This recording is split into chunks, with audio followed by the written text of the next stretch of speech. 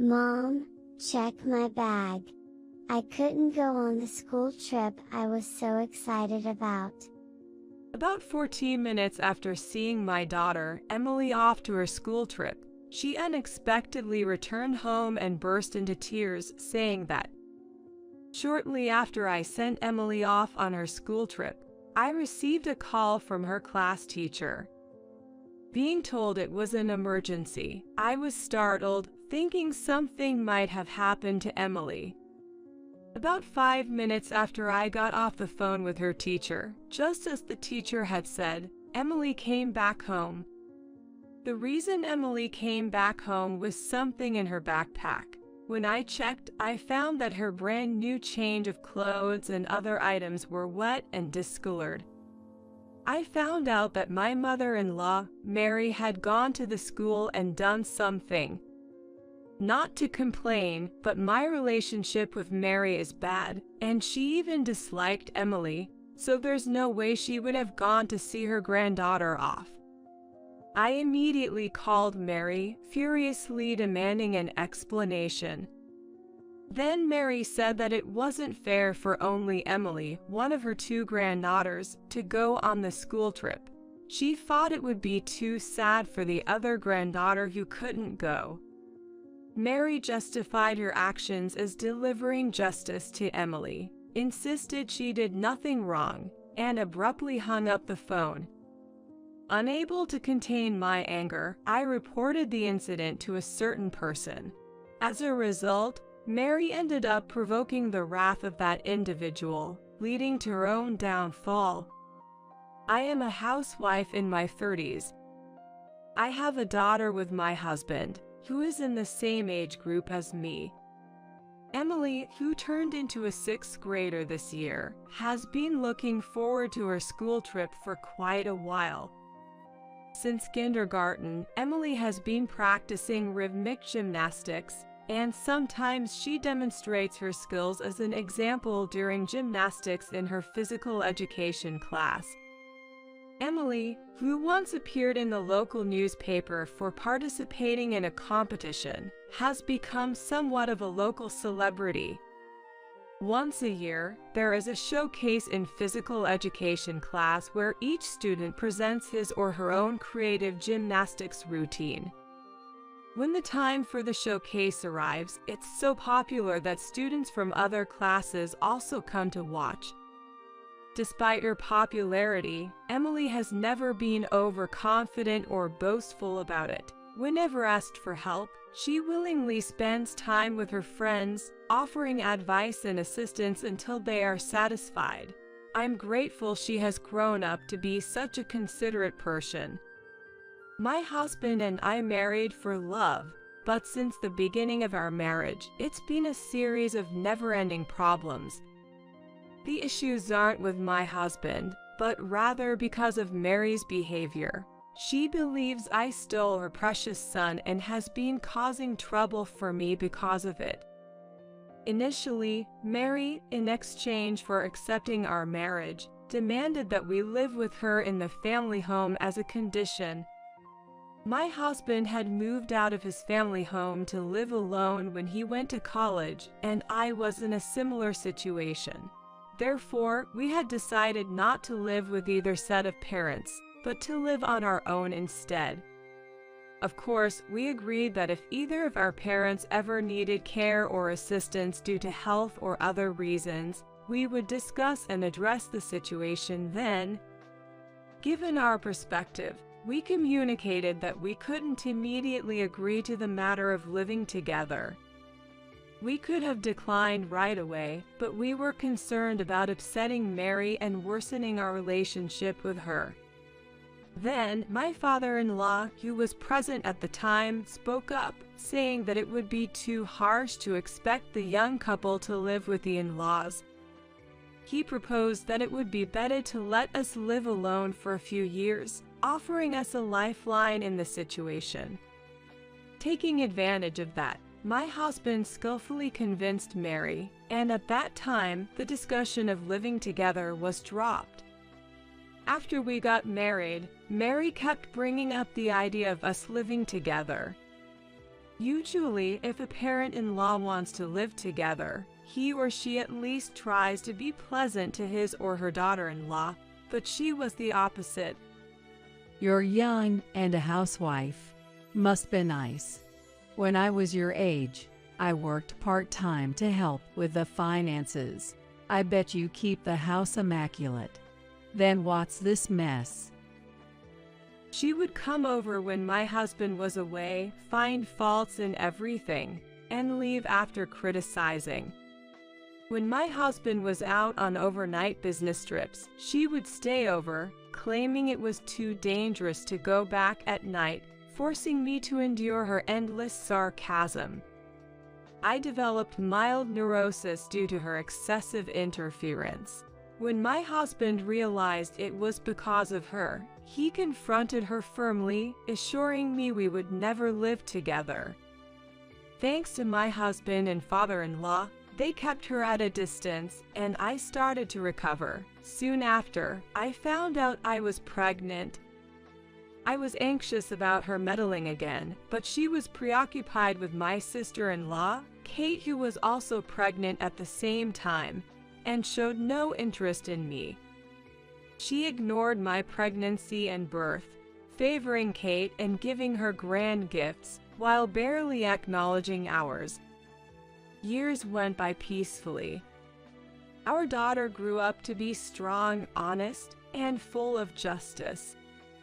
Mary believed that our not living with her precious son was my doing, that I had brainwashed him. As our daughter grew and resembled me more than my husband, at family gatherings, Mary would cold shoulder her. In contrast, she adored my niece, who looked just like Kate as a child. She would give gifts to my niece for Christmas, but not to Emily. My father-in-law would secretly give one to Emily, but if he's caught doing so, she would snatch it away, saying, I won't give anything to the child of the woman who stole my son. When confronted by my husband or father-in-law in front of the kids, she dramatically claimed we were all ganging up on her. Emily gradually realized she was disliked by her grandmother. But she never became resentful. I'm so grateful for how well she's grown up. Just before Emily's preschool graduation, Kate got divorced and took custody of her daughter. The divorced Kate, along with my niece, moved in with my in-laws. My niece then ended up in the same school district and elementary school as Emily. They were in the same grade. My niece and Emily are in different classes, yet my niece often comes to see Emily. She frequently borrows school supplies and personal items that each student is supposed to have. I realized this because Emily's stationery was running out unusually fast. I initially suspected it might be bullying, with her things being hidden or thrown away, but it wasn't the case. Naturally, if two people share something, it runs out faster. I was relieved to learn it wasn't bullying, but I couldn't shake off this nagging feeling. I wondered if this was also a form of harassment from Kate. Mary didn't like me and Emily, often making our lives difficult with her constant nagging and harassment. Especially after Kate got divorced and moved back in with my in-laws, there were frequent incidents that seemed like she was contacting me just to make snide remarks. How can someone as impressive as you be my brother's wife? You'll definitely be dumped eventually. Kate seems to think highly of herself as a capable woman.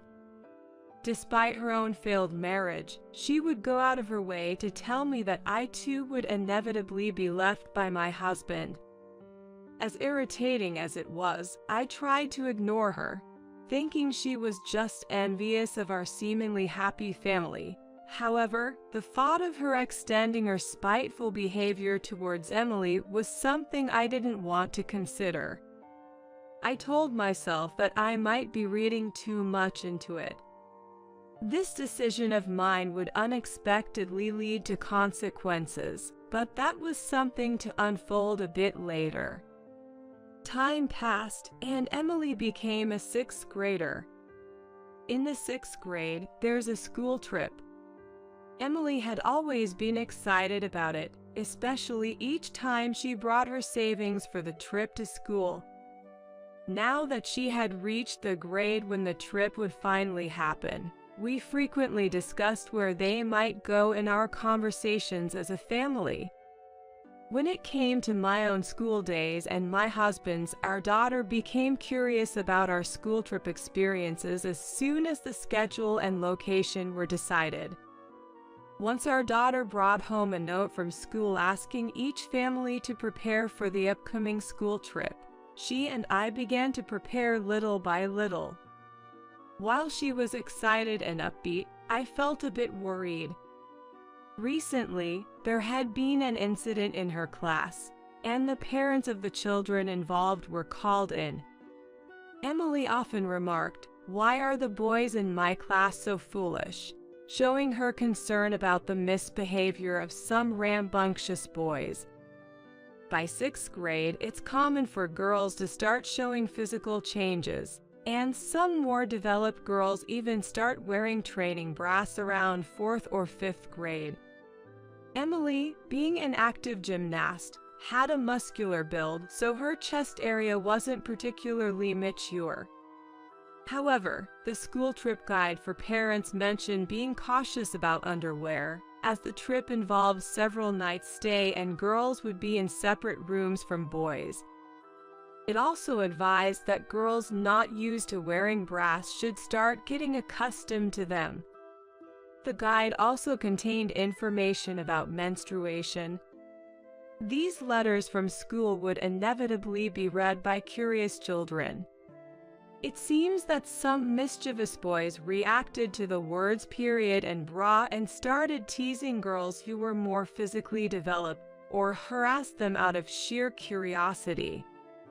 I had already talked to Emily about the changes her body would undergo as she grew older. Even before the school brought up the issue of underwear, her gymnastics club had discussed it, especially since gymnastics attire tends to be form-fitting, highlighting body lines. The club's discussions included care for girls as they approached puberty. So, I had already taught Emily about the individual differences in growth, and that it's wrong to tease others about their bodies. Emily, who has a strong sense of justice, defended the teased girls and called out the boys' bad behavior. One of the boys, whose father was a city council member, complained to his dad about a sassy girl standing up to the boys. This led to a major fuss at school, with the parents of the boys' friends demanding that the parents of the outspoken girls be called in. However, since there had already been issues with boys teasing physically developed girls, the parents' demands were not acknowledged. The parents of the teased girls even threatened to report the matter to the school board if it happened again, which led the school to adopt a stricter stance towards the boys and their parents. As a result, Emily became even more popular among the girls, seen as a brave and reliable ally. However, when out of their parents' sight, kids can sometimes commit acts that would put even adults to shame. I was really on edge about whether Emily would face any revenge from the boys' group she had a conflict with. Though the teachers, including the homeroom teacher, promised to keep an eye out, my worries didn't just disappear. Contrary to my anxiety, Emily seemed unconcerned, treating it as a thing of the past. We spread out the shopping for the field trip over several days. We couldn't do it on the days Emily had her rhythmic gymnastics classes. During one of these shopping trips, I unexpectedly ran into Kate. At first, I thought I could handle just Kate, but then Mary showed up from inside the store. They were shopping together, but Kate had left the store first out of boredom while Mary chatted with a salesperson. So I ran into Kate first, and shortly after, Mary joined us. Good timing. I heard your daughter's a star in her rhythmic gymnastics class. I don't want any favoritism towards my grandkids. Since your daughter attends that gymnastics club, I want both of my granddaughters to join. But I'm a single mom, so naturally, you'll cover the fees. She even demanded I do the driving. Why should I have to do all that? When I firmly refused, Mary accused Emily of bragging. That cheeky daughter of yours must have bragged to her, who's in another class. Don't look down on us just because I'm a single parent. Saying we can't afford extracurricular activities because we don't have a father figure belittles us. I generally avoided any interaction with Mary and Kate. They demanded I pay the gymnastics skis and drive as compensation. Emily denied saying those things, but Mary yelled, "Children should not butt into conversations between adults." Emily, holding back her frustration, tightly gripped my hand. I couldn't let Emily endure this alone. I said we'd discuss it with my husband and decide. I trust Emily. She wouldn't say such things. I promised to speak with my niece to hear both sides. Announcing that we'd talk to my niece and make a decision, Mary and Kate seemed panicked at the prospect of my husband getting involved. Seizing the opportunity, we left. Once home, I hugged Emily. "I'm sorry for making you go through this," I repeated. She reassured me it wasn't my fault, but deep down, I knew my strained relationship with Mary was a factor. Even if it was caused by Mary's thoughtless words and actions. I briefed my husband when he got home. My husband informed my father-in-law about the situation, and it turned out that Mary and Kate, who were at their family home as well as his niece, were all concerned about what's happening. But I knew Mary and Kate wouldn't be easily deterred. Despite the difficulties, the day of the eagerly awaited school trip arrived. Despite checking everything the night before, I still asked Emily if she forgot anything. With a smile, Emily reassured me, "It's all good, Mom. We've checked everything together several times," and then she left the house with a light step. It's just about a 5-minute walk to the school. The kids were traveling by chartered bus, stopping at rest areas on the way. While doing household chores, I kept glancing at the clock, thinking, she must be boarding the bus by now, right? It's almost time for them to leave on schedule. I just couldn't help but worry. I was reminiscing about how, when I was Emily's age and went on my school trip, my mother must have felt the same way after sending me off, oblivious as I was, having fun with my friends. Just as I was lost in these thoughts, the house phone rang at an unusual time. Just 14 minutes after Emily left, I received an unexpected call from her teacher.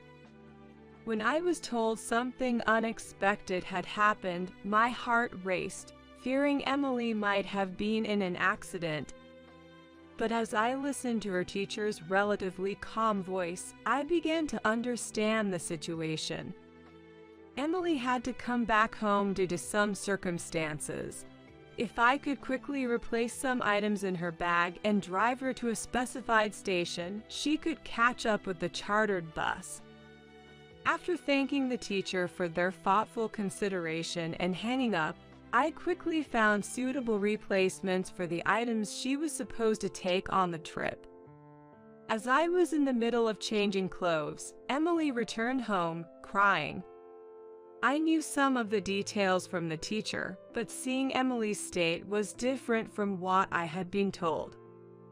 Just 14 minutes earlier, she had left the house looking bright and energetic. The only difference now was her tears instead of a smile. I asked her what happened, and she told me to look inside her backpack. When I checked, I found the interior slightly damp, though not enough to seep through to the exterior. The backpack, originally waterproof, had been further sprayed inside by my husband, anticipating any unforeseen events. Fortunately, only the inside of the backpack was wet, as the waterproofing held up, affecting only the items that weren't waterproof. Emily, crying, told me that Mary had come to see off her cousin and had poured juice into her backpack. Aware that her own grandmother didn't like her, Emily assumed she had come to see off her cousin, not her. So, engrossed in conversation with her friends from the same group, she didn't notice Mary standing behind her. It was her friend who was talking to her that noticed and said, "Hey, there's an unknown old lady touching your backpack." By the time she turned around, something had already been put in, and when she checked, she found the inside of her backpack was wet. Emily, understandably upset, confronted Mary, but she dismissed it as an accidental spill and left. I reassured Emily, telling her I would speak to Mary and encourage her to reset her mood and enjoy the school trip. I prepared a smaller backpack I normally use, filling it with substitutes for the original items and new spare clothes we had bought as reserves. Emily, regaining her spirits, helped me pack quickly, and we hurried to the car to drive to the designated station. We arrived before the bus, which had been caught in a bit of traffic. The bus made a special stop just for her, which we were grateful for. Emily boarded the bus, was greeted by her friends, and waved at me multiple times as she set off on the school trip. After watching the bus Emily was on disappear from view, I returned home and before finishing up the remaining household chores, I called Mary to protest. I knew getting emotional would play into her hands, so I had to stay calm and composed while making my protest. Before picking up the receiver, I took several deep breaths. As I called her, Mary answered after a couple of rings. I calmly demanded an explanation for her actions with Emily's backpack. She's one of my 2 granddaughters, and it just seemed so unfair for only one to go on the trip. I thought you wouldn't listen to anything I said, so I wet the items in her backpack to prevent her from going. Isn't it your lack of concern to blame here? Shouldn't you realize that? What was this woman saying? That was my reaction upon hearing Mary's excuse.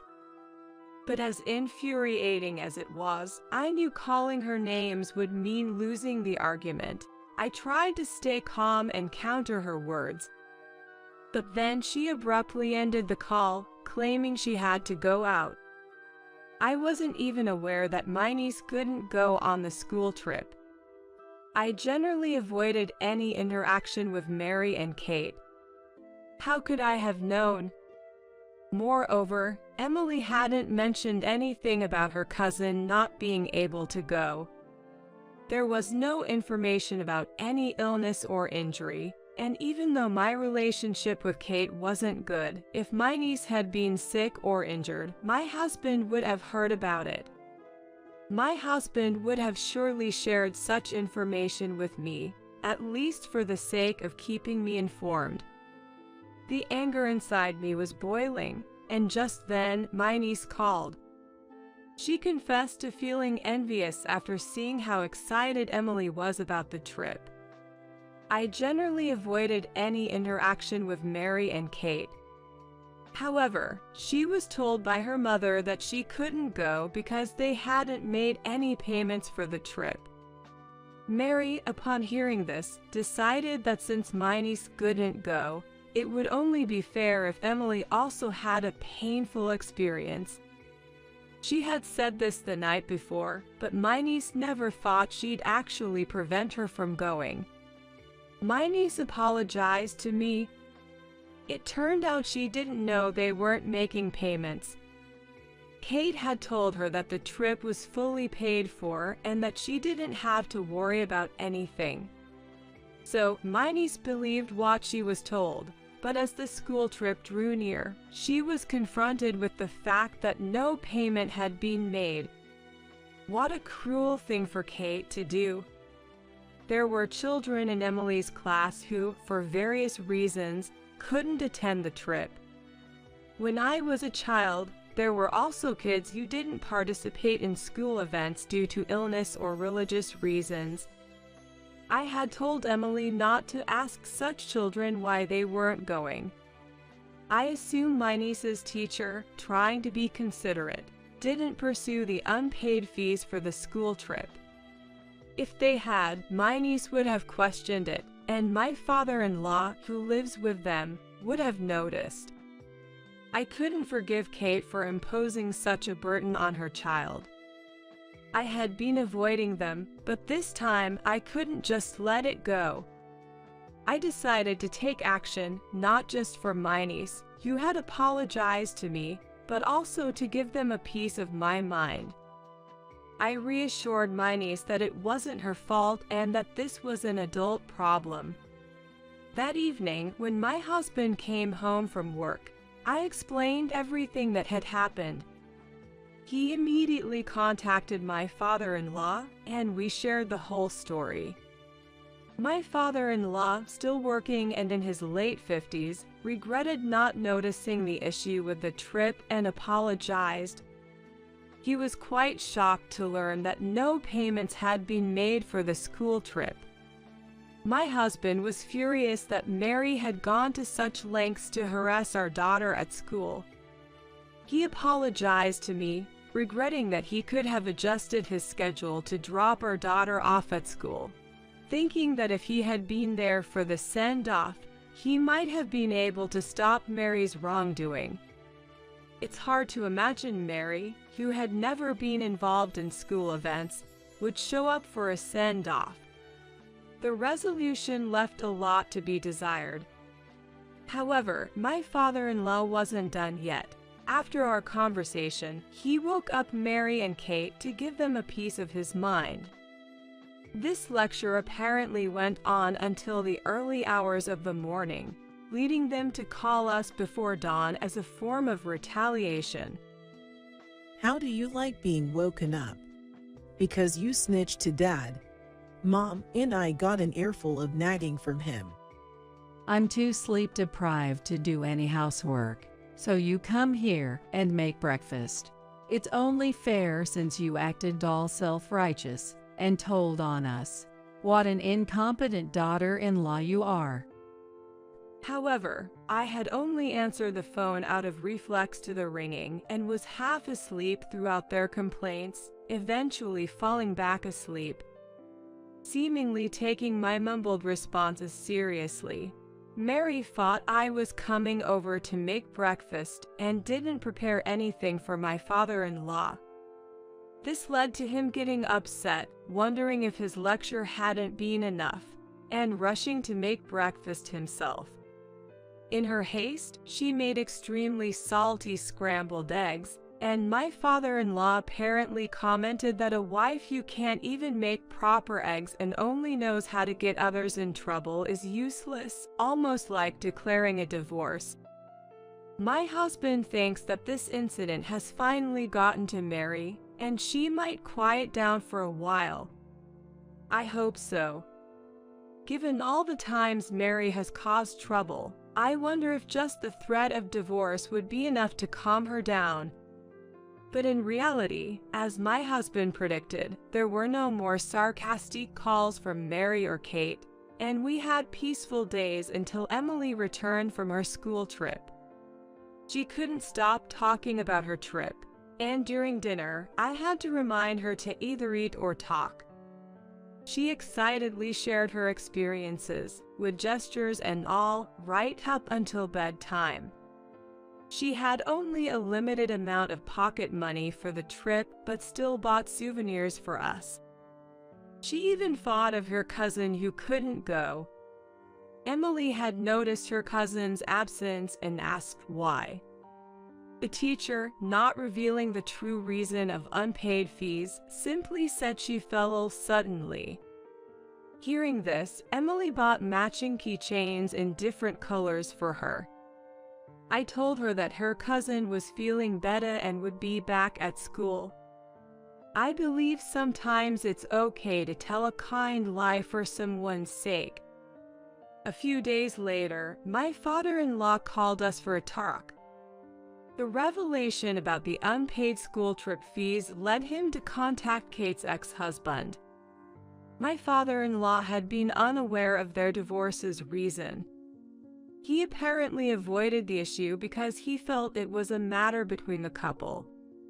However, seeing the financial struggles of Kate and my niece, he reached out to see if the ex-husband could contribute even a little in child support. The truth he learned was far different. The divorce was due to Kate's terrible spending habits, which her ex-husband couldn't tolerate any longer. He had initially planned to take custody of my niece, thinking Kate was incapable of single parenting. However, she adamantly refused to let go of her daughter, so he gave up custody in exchange for the divorce. He was desperate to leave her.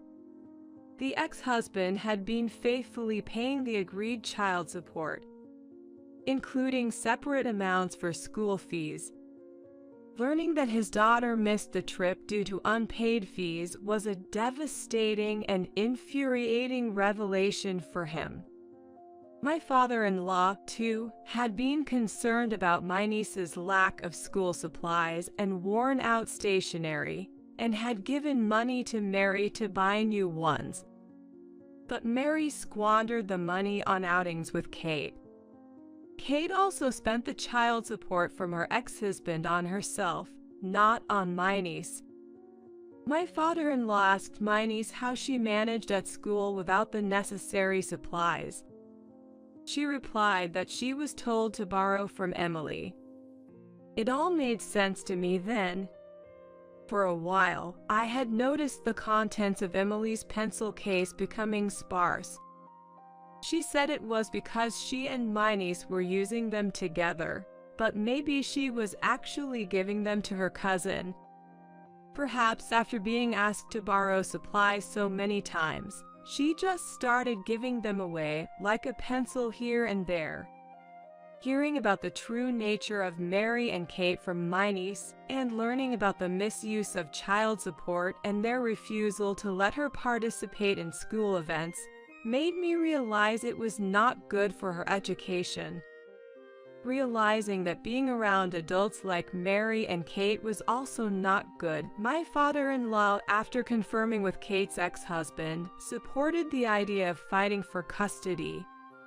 If one party is stubbornly resistant, such disputes can automatically lead to court. Kate resisted because she didn't want to lose the child support, resulting in a court case. The court judged that she was incapable of parenting, considering her income and lifestyle. After the divorce, Kate neither worked part-time nor used the child support and money from my father-in-law responsibly. The custody battle was quickly settled in court, and my niece was taken in by her father. He had moved back to his parents' home. She will now live a life free from neglect, with the support of her paternal grandparents. Following their quick loss in court, Kate and Mary showed up at my house. You really went and did something unnecessary. Now you're going to have to give me my allowance. It was a good source of income. Ever since you married my son, it's been one misfortune after another. You're a jinx. They had invaded our home early in the morning, rummaging for valuables. I immediately called my father-in-law for help. He arrived, apologized to me and my husband, and took them away in his car. Later, finding themselves without any source of income, they tried shoplifting at a local supermarket and were caught and handed over to the police. They didn't want to ask us for help and couldn't reach my father-in-law at work, causing trouble for him at his job. Eventually, my father-in-law, fed up with their antics, divorced Mary. He left the house to them, choosing to live with us, as he had always been fond of Emily. Mary took as much as she could from the divorce settlement but spent it all without thinking of the future. Even though they could shelter from the rain and wind, their electricity and gas were cut off, and eventually, even their water supply was shut off. When they ran out of cash even to buy food, she came begging to me, asking for forgiveness and pleading for my help, apologizing for everything they had done. "Let's all live together happily as a family," she says, but what does she mean by happily? Weren't they the ones who trampled on my efforts to live harmoniously? Don't they even think about earning their own money to buy food? I can't offer a place to live to those who won't even try to be independent, so I kicked them out of the house. They banged on the door for a while, but eventually, the police came due to a neighbor's call and gave them a warning. Having already been interrogated by the police once, they probably thought it'd be bad to get caught again and finally left. After that, they never came begging to us, but I heard they racked up a lot of debt from shady sources and didn't even try to work to pay it back. Their former house was plastered with demands for repayment, and at one point, loud angry voices could be heard, but now it's quiet, and I've heard neither Mary nor Kate have been seen. I don't know and don't want to know where they are or what they're doing. My niece has been taken in by her father and had to transfer schools. But she and Emily still keep in touch through letters and calls. They seem to enjoy their conversations. My husband and her father, now finding common ground, have been exchanging parenting tips through emails. They're even discussing taking the girls on a small trip together. I just hope for a brighter future for both my niece and Emily. Out of the blue, my 9-year-old son, Nick, was diagnosed with pediatric cancer. Nick had been complaining of persistent fatigue, and while I never thought it was just regular tiredness, pediatric cancer was the last thing on my mind. From that day, he was forced to be hospitalized for tough treatments. Just being lazy, right? Trying to gain sympathy with something as far-fetched as pediatric cancer. How attention-seeking can you be? Even when I told Michael about Nick's illness, he didn't take it seriously. Despite being busy with work, he never once visited Nick in the hospital. My MILF, Susan, insisting that housework is the wife's job, never lifted a finger to help and only complained. Then, one day, Susan and Michael, who had never visited before, came to Nick's hospital room.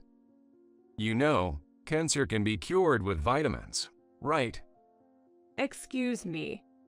I found lots of stories online about miraculous cancer cures with vitamins.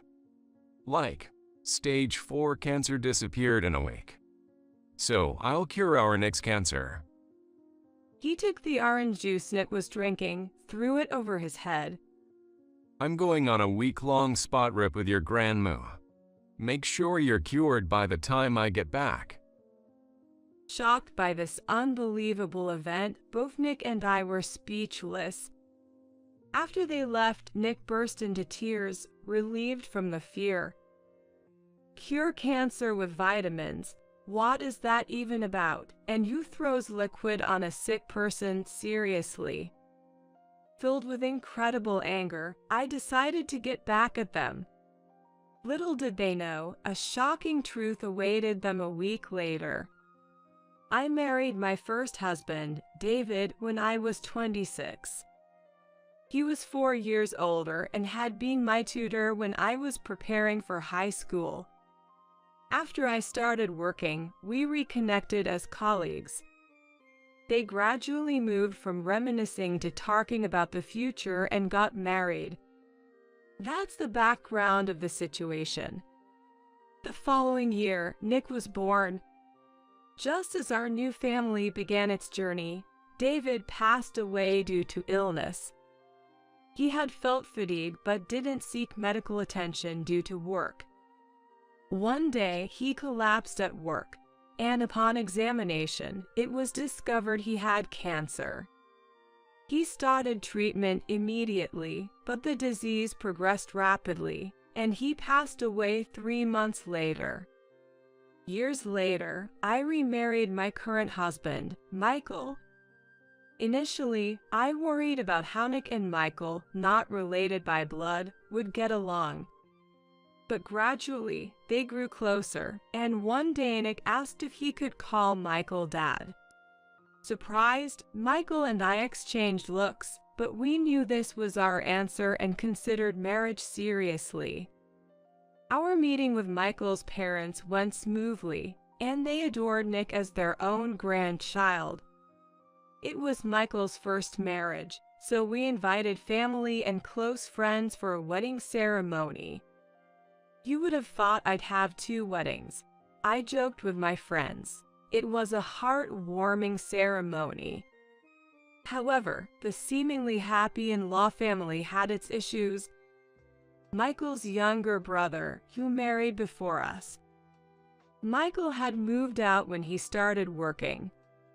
Marriage was unthinkable, it seemed to be his favorite saying. And his serious brother-in-law decided to take over his parents-in-law's family, got married, and lived with them in the in-laws' house. My mother-in-law, Susan, seems to be at odds with my brother-in-law's wife, Alice, and her complaints about Alice always enter into the conversation, which made me uncomfortable. I didn't want to take sides based only on her complaints, nor did I feel right asking Alice about it. So, I mostly nodded along and ignored her rants. But this seemed to encourage her to increasingly intrude into our home. She started staying over for various reasons, and before I knew it, she was staying over half of the month, and eventually moved in with her belongings. She began acting as if she owned the place, and her attitude towards me and Nick changed. At first, my mother-in-law was kind and understanding to me and my son. She began to say sarcastic things that were not important to us. Before remarrying, I was working part-time, getting by with the help of David's estate. Even after remarrying, I continued working part-time, albeit less frequently, to contribute a little extra. Considering Nick's future, having more money is always better. However, Susan implied that my working part-time meant Michael wasn't earning enough and kept telling me to quit. After all, you're a mom and should prioritize parenting. I've never once neglected Nick because of my job. We've managed just fine together. But then, Susan started making snide remarks to Nick. You're the reason your mom struggles. Your new dad even feels embarrassed about you in public. She blamed Nick for making Michael feel uncomfortable and started forcing him to do middle school level workbooks, which were too advanced for a child in lower elementary. He hasn't even learned the basics, and she's making him do middle school workbooks. Of course, Nick couldn't answer any questions and ended up crying. She'd even take away his meals, saying his crying was annoying and that boys shouldn't cry so much. Gradually, Nick became afraid of her and started avoiding being alone with her. What an unlovable brat. He lacks cuteness because he doesn't get enough motherly love. What kind of parenting is this? She said it so that my son could hear her, so my son would often say sorry and apologize to me. It must have been hard for him that I was being blamed because of him. If I confronted Susan directly, she'd take it out on Nick, so I gradually became unable to voice my opinions. But considering Nick's welfare, I couldn't stay silent. I waited for Michael, who was often away for work, to come home and then shared everything about Susan's behavior. But he didn't believe me, insisting that his mother couldn't possibly say such things or treat a child badly. You say my mom's terrible, but maybe you're the one being harsh to her. What? I've heard complaints. You can handle the housework properly.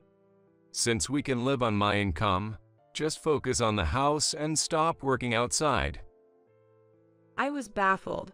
I'd been told to quit my job but had never forced housework onto Susan.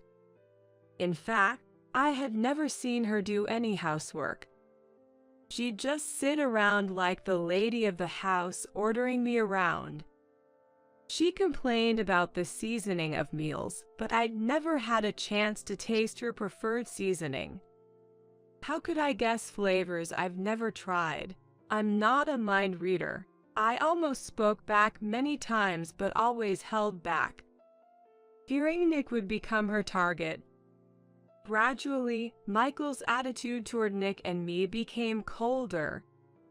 Still, coldness was bearable. Sometimes he'd get so angry it was as if another personality had taken over. He never hit us, but he'd throw things, sometimes hitting Nick.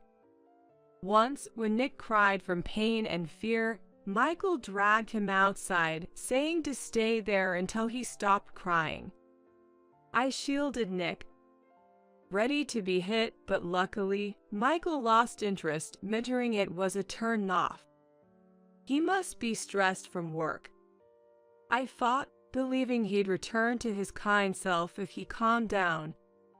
I decided to endure, prepared to protect Nick from harm, but it wasn't easy. Amidst these unresolved issues with Susan and Michael, Nick turned 9. He loved basketball and started attending a clinic held by an amateur basketball team. Having something to focus on, and less time facing Susan, he seemed much happier. Then, one day, he started feeling unwell.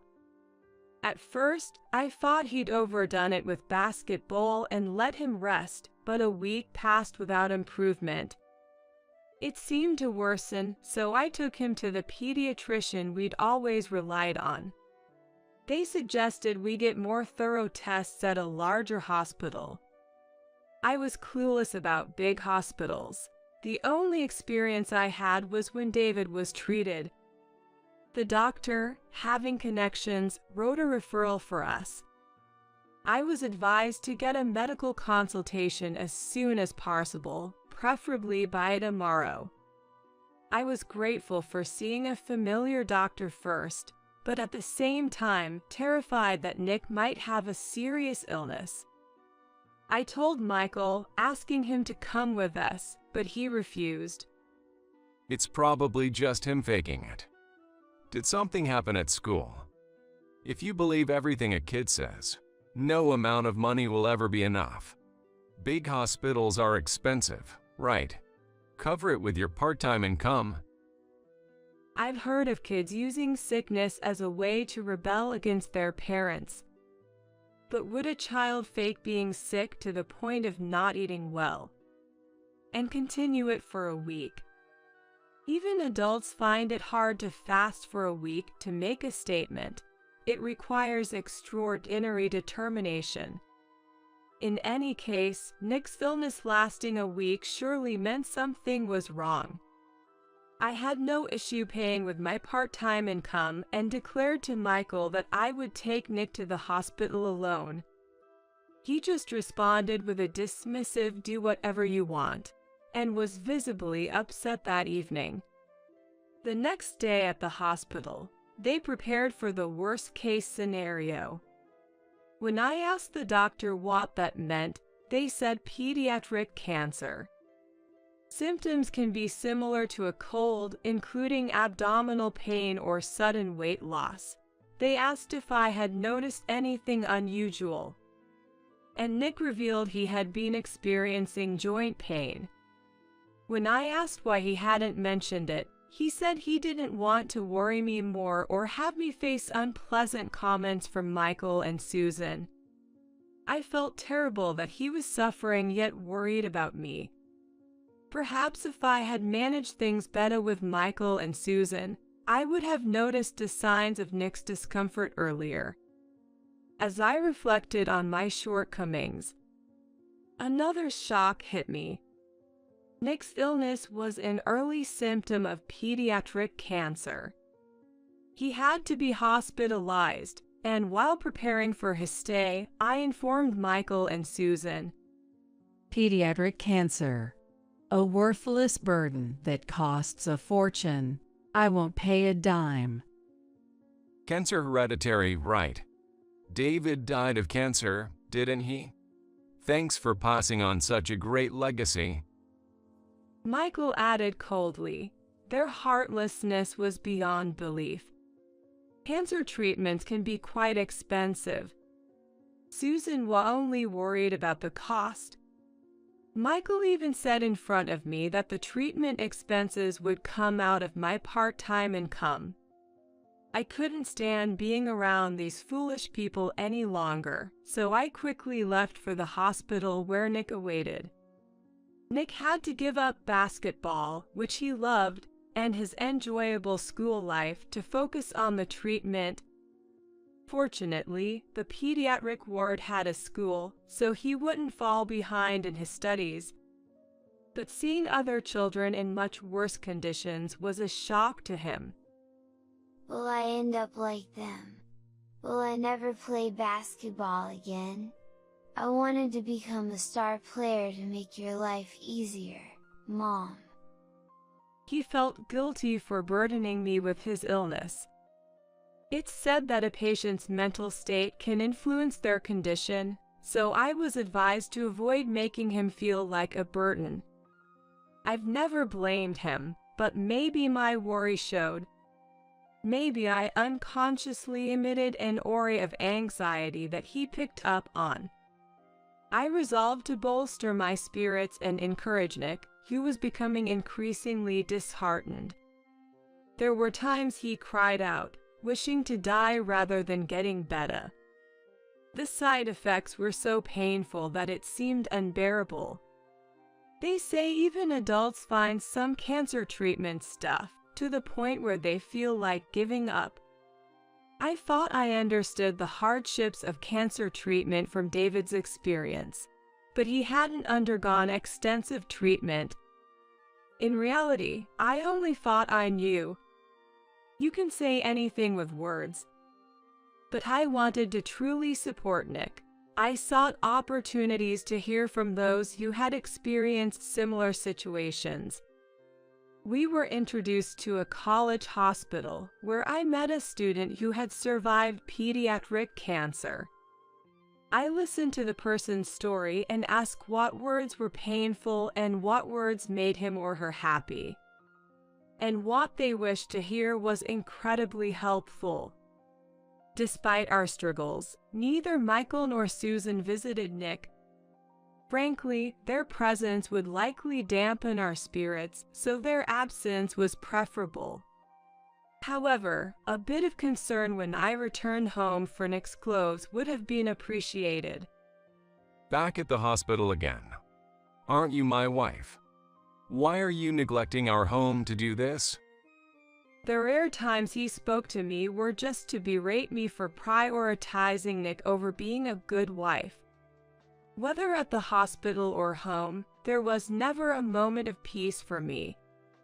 I was constantly on edge, barely getting by on sheer willpower.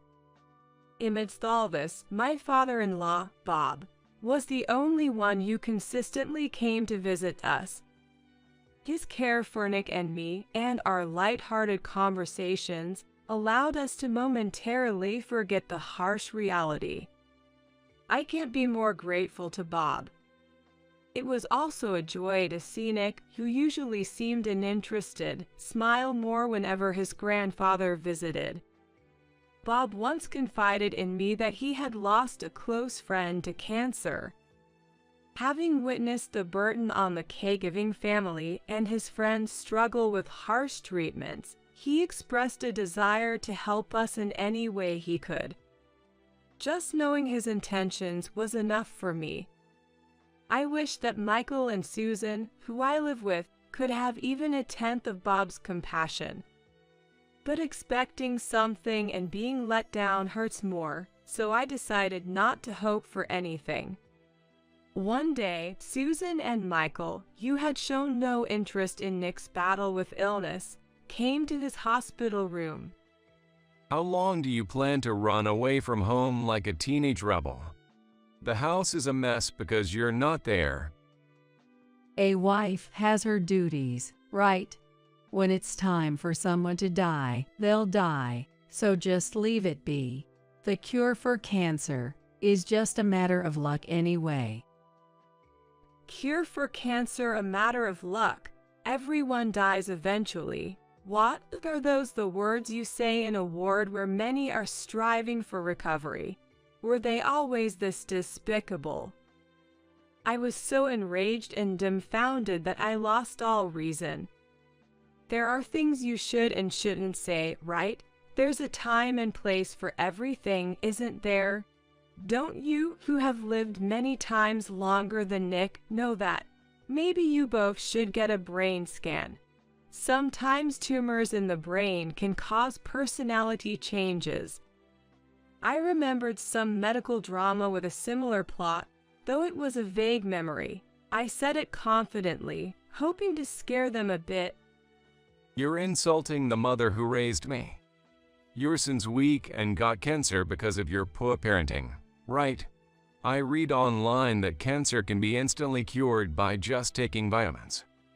I'll cure him. Michael grabbed Nick's half-finished orange juice and poured it over his head.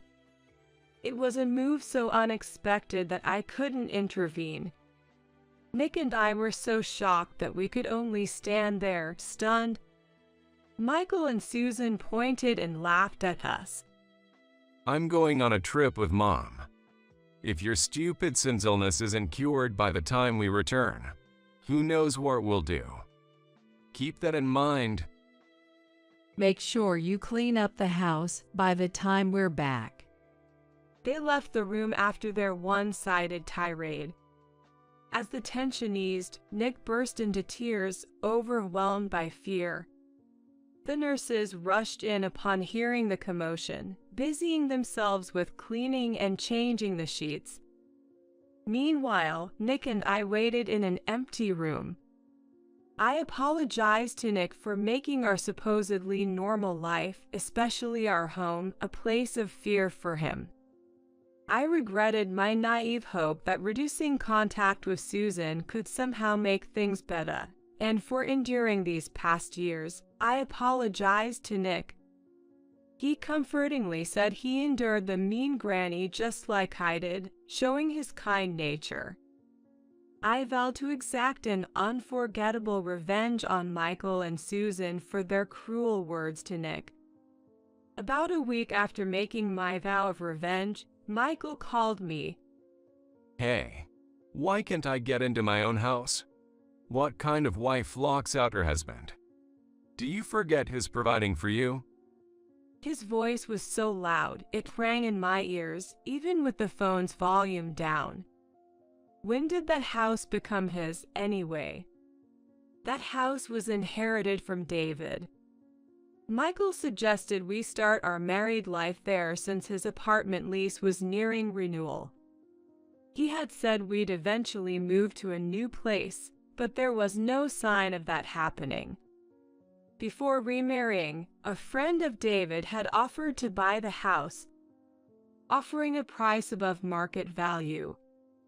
I considered it, thinking we'd move to a new home after remarrying, and Michael might feel uncomfortable in David's house. The offer was tempting, with the location and layout being ideal, and they were willing to meet my asking price. However, I couldn't part with the memories of David and kept the house. I told them we could discuss it again when I was ready to sell. However, Michael never mentioned moving out, and Susan made herself at home, leading to our current situation. I recalled someone saying that memories aren't in things but in people's minds. It's only now that I truly understand that sentiment, albeit a bit late. I should have sold the house when Susan started to overstay. When I approached David's acquaintance about selling the house, although it was belated, they were delighted to help. They even apologized for bringing up the sale during a time when I was grieving. The paperwork for the sale had already been completed. They were considerate about my move and Nick's illness, agreeing to work around my schedule for handing over the house. I was grateful, but to truly get revenge on Michael and Susan, I moved out promptly. I sent Michael and Susan's belongings to their family home, charging them for the shipping. Nick and I took only the essentials and had already moved into our new place. When Michael kept insisting it was his house, I reminded him it was inherited from David and belonged to me. He was momentarily taken aback but quickly retaliated. Even if it's true, you had no right to make decisions without consulting me. Who lived there with you? I paid for the maintenance, so it's my house. Living in the house, we also faced issues like poor water flow and faulty toilets, signs of deterioration. He argued nonsensically that because he had paid for some repairs, the house belonged to him. I ignored his reasoning and declared my intention to divorce him. Hearing our conversation, Susan interjected. What an ungrateful woman. After accepting you, a remarried woman with baggage, as a daughter-in-law, you want a divorce? Women like you are a nuisance wherever you go. I'm saying I'll disappear from your lives, which should make you happy. Why not just agree to the divorce? You should be relieved to see me go. Be honest for once.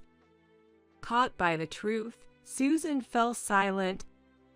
I didn't think this gave me the upper hand, though. I had to be extra cautious and not give them any advantage.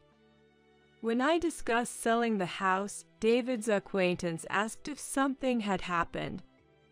I confessed that I had planned to sell the house inherited from David once I found a new place to live with Michael. However, that was delayed due to his procrastination and Susan's domineering presence. I had given up on mending my relationship with Susan long ago. I admitted my indecisiveness in hoping Michael would return to his former self. The acquaintance, after hearing everything, sympathized with our situation and introduced me to a competent lawyer. The lawyer, very supportive, assured me we'd pursue a divorce that would lead to happiness for us. I initiated the divorce through the lawyer, and Michael eventually agreed, finalizing it.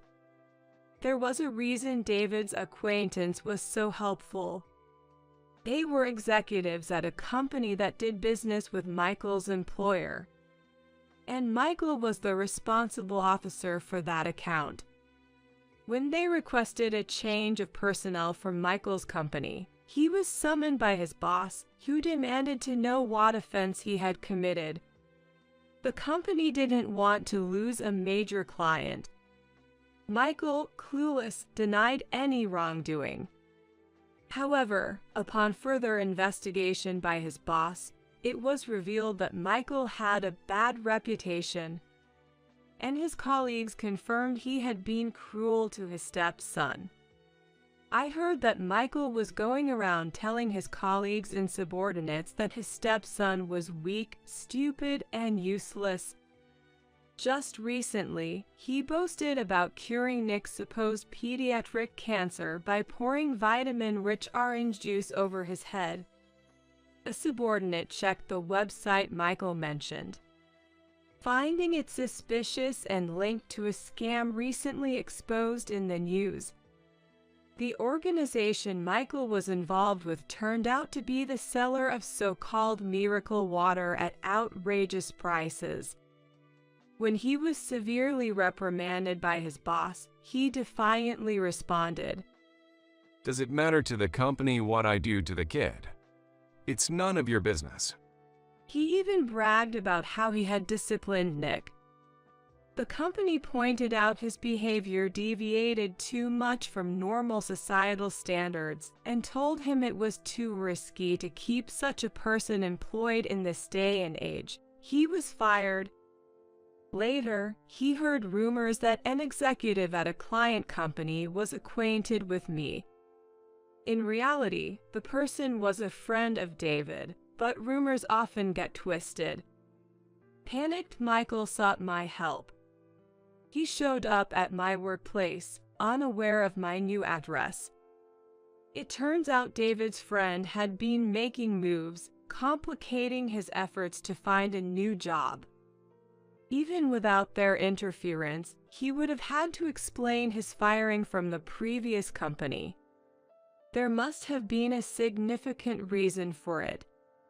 I told Michael, who only came to me when he was in trouble, that he got what he deserved and turned him away. Susan had nonchalantly returned to her family home, but there was no place for her anymore. When I decided to divorce, I made sure to tell Bob, who added at Nick, everything that had happened. He was heartbroken that his young grandson had been targeted and became furious upon learning the truth. The fact that Alice had also been mistreated by Susan came to light, and he finally lost his patience with her. When Susan returned as if nothing had happened, he told her they were getting divorced. Initially, she resisted, but then agreed, thinking it was better to receive alimony than to stay with an unwanted Alice and a husband who no longer cared for her. However, she ended up being the one who had to pay alimony, demanded by her Alice for mental distress. Michael, who had been temporarily staying with Susan, was also kicked out of the family home after Bob discovered their mistreatment of me and Nick. Susan and Michael are now living together in a run-down apartment, surviving as best as they can. He struggles to find steady work, managing only to get by with day labor.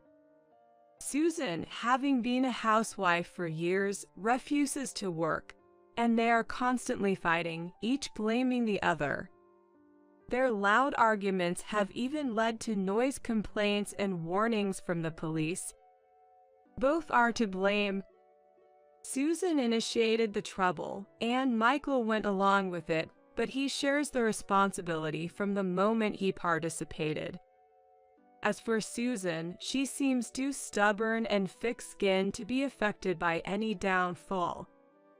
After everything was settled, Bob visited me and Nick once. He was deeply apologizing for the actions of his wife and son. He wished us happiness and quietly gave me some money as compensation, which I initially refused. But he insisted, saying it was the least he could do since he couldn't be there to see Nick recover.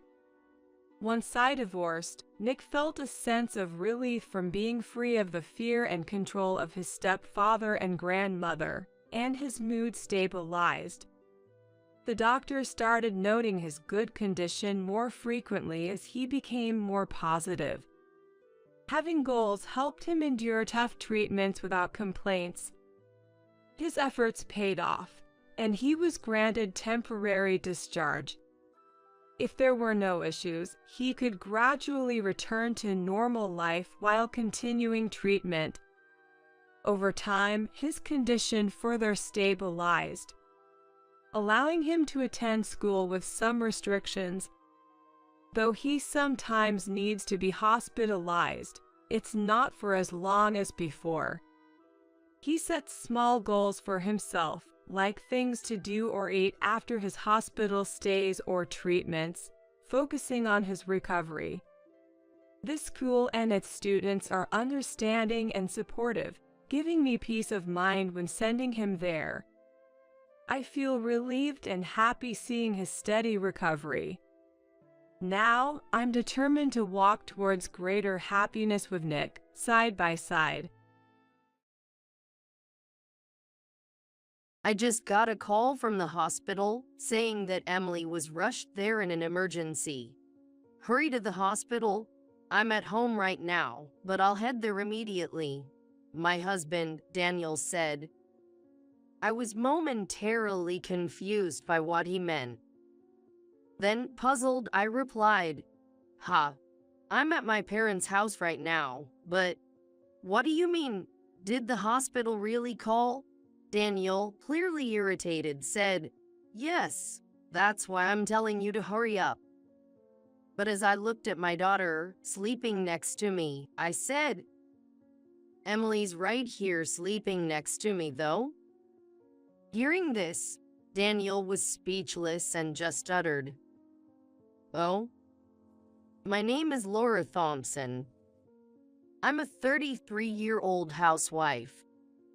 I live with my daughter, Emily, and Daniel, who is 2 years older than me. Emily, who just turned 10 and is in the 4th grade. I quit my full-time job when Emily was born, but started working part-time when she entered elementary school. Daniel graduated from a top university and works for a leading trading company in the U.S. We met in college when a friend invited me to a drinking party, where we happened to sit next to each other. We exchanged contacts and occasionally met up for movies and coffee. We weren't in a serious relationship, but I didn't mind meeting him. Maybe I bragged a bit to my friends about having a friend from a prestigious university. However, after meeting a few times, Daniel asked me out, and we started dating. I wasn't particularly in love, but I didn't dislike him either. Honestly, I tend to go with the flow and make decisions based on others' influence. When Daniel asked for my contact, I wasn't particularly attracted to him, but I gave it to him anyway, and I hung out with him, just to avoid the hassle of saying no. I've always thought life is easier when someone else makes decisions. So when Daniel proposed after graduation, I accepted without much thought. I figured being married to someone successful meant I wouldn't have to worry about money. My friends envied me for marrying an elite, but I wasn't particularly moved. On the other hand, Daniel has always been considered a prodigy and confidently made his own decisions, believing they were always right. Honestly, he can be quite condescending, which is why I think many people dislike him. For Daniel, I must have been easy to control, so he probably found me easy to deal with. I think he married me more for convenience than love. In fact, I always let him make decisions, and if he opposes something I want to do, I immediately give it up. It's tiring to fight for what I want, and there's rarely anything I want that much. Since we started dating, there's been a clear hierarchy in our relationship. Daniel often says, Laura, you can't do anything without me. Whenever I express a different opinion, he says, How dare you go against my opinion, Laura? You should just do as I say. Many people would see this as condescending, When I mentioned this to a friend, she was concerned and said, "It's totally wrong. But in my mind, our marriage works, so it must be fine." There are as many right ways to have a marriage as there are couples. That's what I always tell myself. Until that day. One day, during Emily's summer break, we decided to stay at my parents' house for a few days. My parents wanted to see their granddaughter, so we planned a short visit. Of course, I discussed it with Daniel well in advance. He readily agreed. I was glad, as I would have canceled it if he had opposed it. Daniel couldn't join us because of work, but that wasn't an issue, as my parents just wanted to see Emily. "Say hi to your folks for me," he said as we left. My parents' house is about a 30-minute drive away. When we visited, my parents welcomed us warmly. It had been over half a year since our last visit. I always think about visiting them more often, but it's hard with our busy schedules. When a housewife slacks off on her chores, it's the same as me not going to work. It's negligence. You seem to think that working a part-time job counts as real work, but that's hardly the case at all. There's no real responsibility involved, so it's just like a hobby. A real job like mine involves significant responsibility and comes with a salary that reflects that. I don't visit my parents too often because I can tell it makes him grumpy. So once every 6 months is just about right. Despite this, he doesn't help at all with the housework or childcare. He has no idea how tough it is to juggle a part-time job, house chores, and looking after our daughter. Of course, expressing such complaints would only lead to more scolding from him, so I keep quiet, but the dissatisfaction is definitely building up inside. My mom always says it must be tough for me, so I should relax and take it easy, and I decided to take her words to heart to recharge. She even cooked lunch for me. Mom's cooking is always so delicious. It may sound old-fashioned to talk about Mom's cooking, but there's something special about the taste you've grown up with. I can always relax when I'm at my parents' house. Since some of my old friends still live in the neighborhood, I thought about inviting them over for to eat later. As I was thinking about this, I felt full and content.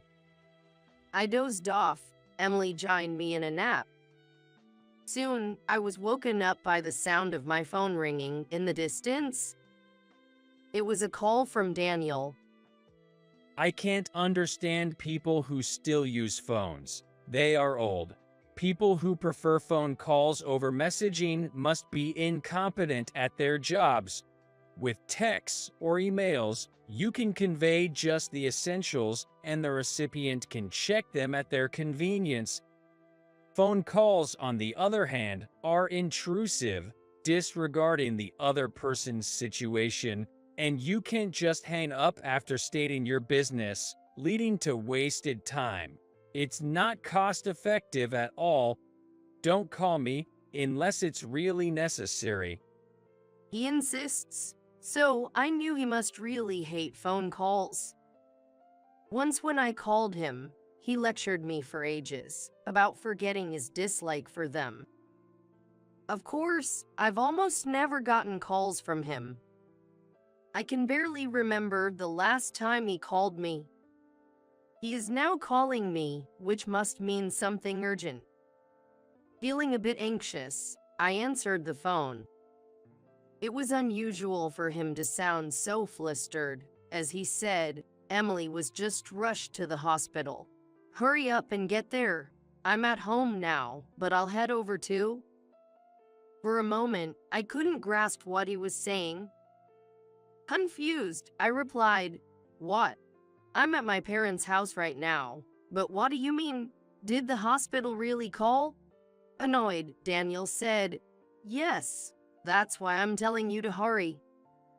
However, looking at my daughter, sleeping next to me, I said, Emily's right here sleeping next to me though. Hearing this, Daniel just muttered, "Oh," and was at a loss for words. What could this mean? I was completely baffled, so I asked him, was it just the wrong number? But you believed it and were so worried, so it must have seemed real, right? Suddenly, he snapped, "Shut up. If it was a mistake, then there's no problem," and hung up the phone. What was all that about? It's unlike Daniel to make a wrong number call and even contact me about it. He's always calm and doesn't make a call unless he's sure. If he had any doubts, he would have probably sent a message first.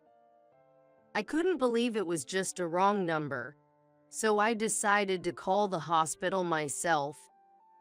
I told the receptionist Daniel's name and that I was his wife, and they transferred me to someone in charge. Yes, Daniel's daughter has indeed been brought here. Please come to the hospital as soon as possible. She's not in a life-threatening condition, but she collapsed in the middle of the street. The preliminary test didn't find anything unusual, but we don't know the cause of her collapse, so she'll be admitted for further testing. When I asked if they were sure it was Daniel's daughter, they replied she had Daniel's wallet with her and said it was her dad's, so we're pretty sure. The wallet had his driver's license in it, and she recognized him from the photo. They had contacted him using the business card in the wallet. It all made sense. But since my daughter, Emily, was sleeping right next to me, it couldn't be her. The more I thought about it, the more confused I became. As I was trying to make sense of it all, the person on the phone asked, "You are Daniel's wife, right? So you're her mother, and will be coming over, right?" I tend to agree to things when asked, so I instinctively said, "Oh, yes. I'm on my way." After hanging up, I thought to myself, what's the point of me going there if it's just some unknown girl admitted to the hospital? But since I said I'd go, I felt I had to. I was also curious about why the girl had Daniel's wallet. The most likely explanation seemed to be that she had found the wallet and mistook it for her father's. I asked my parents to look after Emily and headed to the hospital alone. It wasn't too far, just about a 30-minute drive. Luckily, the traffic wasn't bad, and I arrived in about 30 minutes as expected. At the hospital, I gave Daniel's name at the reception, and a nurse led me to the room of the girl who had his wallet. They said she could talk, as she didn't seem to have any physical injuries or illness. When I entered the room, I saw a girl about the same age as Emily sleeping there. The nurse cheerfully said, "Your mom is here." The girl woke up. But since I wasn't her mother, she naturally asked the nurse, "Mom's here. Where is she?" The nurse, thinking I was her mother, said, "Right in front of you."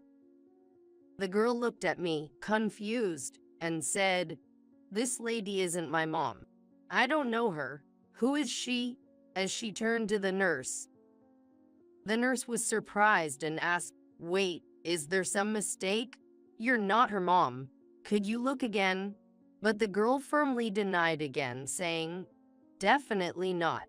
She's not my mom. I've never seen her before." Hearing this, the nurse's face stiffened with a look of disbelief. She turned to me, now filled with distrust, and asked, "Who are you?" Thinking it's better to be honest rather than causing more confusion, I explained, "Actually, I heard that a girl with my husband's wallet was brought to the hospital, and I came to find out why." The nurse, confused, asked, "You mean you're the wife of the wallet's owner? But if you're not this girl's mother, what's going on?" "I have no idea either. Daniel hasn't told me anything." I then turned to the girl to clear things up. "Hi there, I'm Laura. What's your name?" The girl replied openly, "I'm Michelle, Michelle Johnson." The name Johnson rang a bell. I remembered a woman named Emily Johnson among Daniel's colleagues at our wedding. She was quite close to Daniel, which struck me as odd. Despite my presence, she had taken photos with him, arms draped around each other, and even hugged him to offer congratulations. I remembered complaining about their excessive closeness. Daniel had explained she was just more physically affectionate, but I couldn't shake off a feeling of suspicion. The girl shared the same last name as that woman. The surname Johnson is easy to remember. As far as I know, I'm only aware of one person with that name. Dismissing this as a coincidence seems far-fetched. Fearing the worst, but keeping calm, I continued talking to Michelle. "I'm a friend of your dad. He's busy with work and can't come, so he asked me to check on you. I heard you have his wallet. Is that true? He asked me to confirm it. Can I see it?" Michelle obediently showed me the wallet, which I recognized immediately as Daniel's. In fact, I had given it to him as a birthday present, so there was no mistaking it. There was no doubt now. "Can I see what's inside, just to be sure?" I asked. She showed me, and it contained Daniel's business cards and driver's license. This confirmed it was indeed his wallet. But there was a chance Michelle was mistaken. So I asked, just to double check, "What's your dad's name?" She promptly replied, "My dad's name is Daniel Thompson. He works at the same company as my mom." This wasn't a misunderstanding. Moreover, she said her mom worked at the same company as Daniel. My worst fears seemed to be becoming reality, but I had to be sure. I asked Michelle why her last name was different from her dad's, but she hesitated and didn't provide a clear answer. "But Mom said she's going to change her last name to his soon," was all she said. Taking a leap, I asked, "Is your mom's name Emily, by any chance?" She confirmed, "Yes, that's right. Are you friends with her too?" My suspicions were confirmed. Just as I was grappling with this shocking revelation, I heard a voice from behind. "Hey, what are you doing here?" It was Daniel. I was surprised, but it made sense for him to be here, since his daughter was hospitalized. Plus, he knew about the wallet with his driver's license. Trying to remain calm, I asked, "Why are you here? You were angry about a wrong number earlier. So if you're here, does that mean it wasn't a wrong number after all?" I wanted to hear his explanation. He awkwardly said, "I came because I heard someone had my wallet. Maybe she found it after I lost it." Michelle then clarified, "Dad left it at our house when he visited. I was bringing it back to him, but collapsed on the way." "What are you talking about? Maybe she hit her head when she collapsed, or the medication is affecting her. She must be mistaking me for her dad. Hope her real dad shows up soon. I'll take the wallet then." In his explanation, Daniel, flustered, talked over Michelle's words and forcibly took the wallet from her. Michelle, upset by Daniel's incomprehensible actions and his forceful taking of the wallet, ended up crying. Ignoring her tears, he said, "I'm leaving now. You're heading back too, right? See you then," and quickly left. As Daniel and I were about to leave the hospital room, he bumped into a man entering. "Oh, sorry," Daniel said, trying to continue on. But the man stopped him. Excuse me, aren't you Daniel? Daniel, not expecting to hear his name here, responded with surprise. "Yes, that's me, but who might you be?" It was clear he didn't recognize the man. The man glanced at Michelle and whispered, "Perhaps you'll understand if I say I'm her grandfather." Hearing this, I couldn't help but exclaim in shock. Daniel was even more astonished. His eyes were wide and mouth was trembling. Obviously, he was struggling to find words, but he couldn't say anything. The man said, "I need to talk to you about something not suitable in front of the child. Could you step outside for a moment? It won't take long." Daniel, pale-faced, followed him out of the room. Wanting to be part of the conversation, I followed them and asked the man, "May I join you?" He initially hesitated, saying the conversation was extremely private. But when I quickly stated, "I'm actually his wife," he looked surprised and nodded in acknowledgement. Daniel, seemingly not wanting me there, tried to object, but was silenced by the man's stern gaze. We left the hospital and entered a nearby cafe. The man introduced himself as Tom Johnson. "I'm Michelle's grandfather. You're Daniel's wife. I'm terribly sorry for what my daughter, Emily, has done. Please forgive us." He apologized sincerely. I had my suspicions, but needed confirmation. Johnson revealed a shocking truth. I only found out today from my daughter that Michelle is actually my granddaughter. Emily left home about 10 years ago to live alone, and I didn't know she was raising a child as a single mother. He continued, explaining. As expected, hearing it from someone else was quite shocking. Today, when she happened to return to our home, that man, Daniel, called our daughter. After the call, she visibly became suspicious. Upon questioning, she confessed to having a 10-year-old child. She probably panicked when she heard her daughter was hospitalized. Otherwise, she might not have confessed, so the timing of the call was fortunate. For that man, it must have been the worst timing, though. Tom explained how he came to be involved. Then I asked, "And she also confessed that the father is Daniel, right?" He nodded in agreement. Yes, exactly. I came to the hospital after learning that the father of the child is a married man. My daughter told me the child's father would come to retrieve his wallet. Looking at Daniel, he was trembling. I thought he was trembling out of regret for his misdeeds. But then, he suddenly shouted angrily, "What the hell? She told everything. This is ridiculous." He was shaking with anger, not remorse. His behavior, especially in front of his mistress's father, was unbelievable.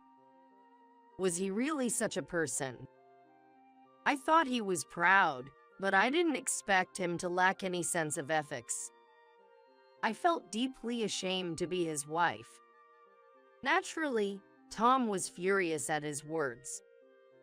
Do you realize what you're saying? I admit my daughter did something terrible to your wife, but you are not blameless. In fact, you should be apologizing to us. What are you misunderstanding? His anger was justified. But then Daniel said something unbelievable. Blameless? What are you talking about? Making me feel this uncomfortable is a huge sin. Why should I apologize to you?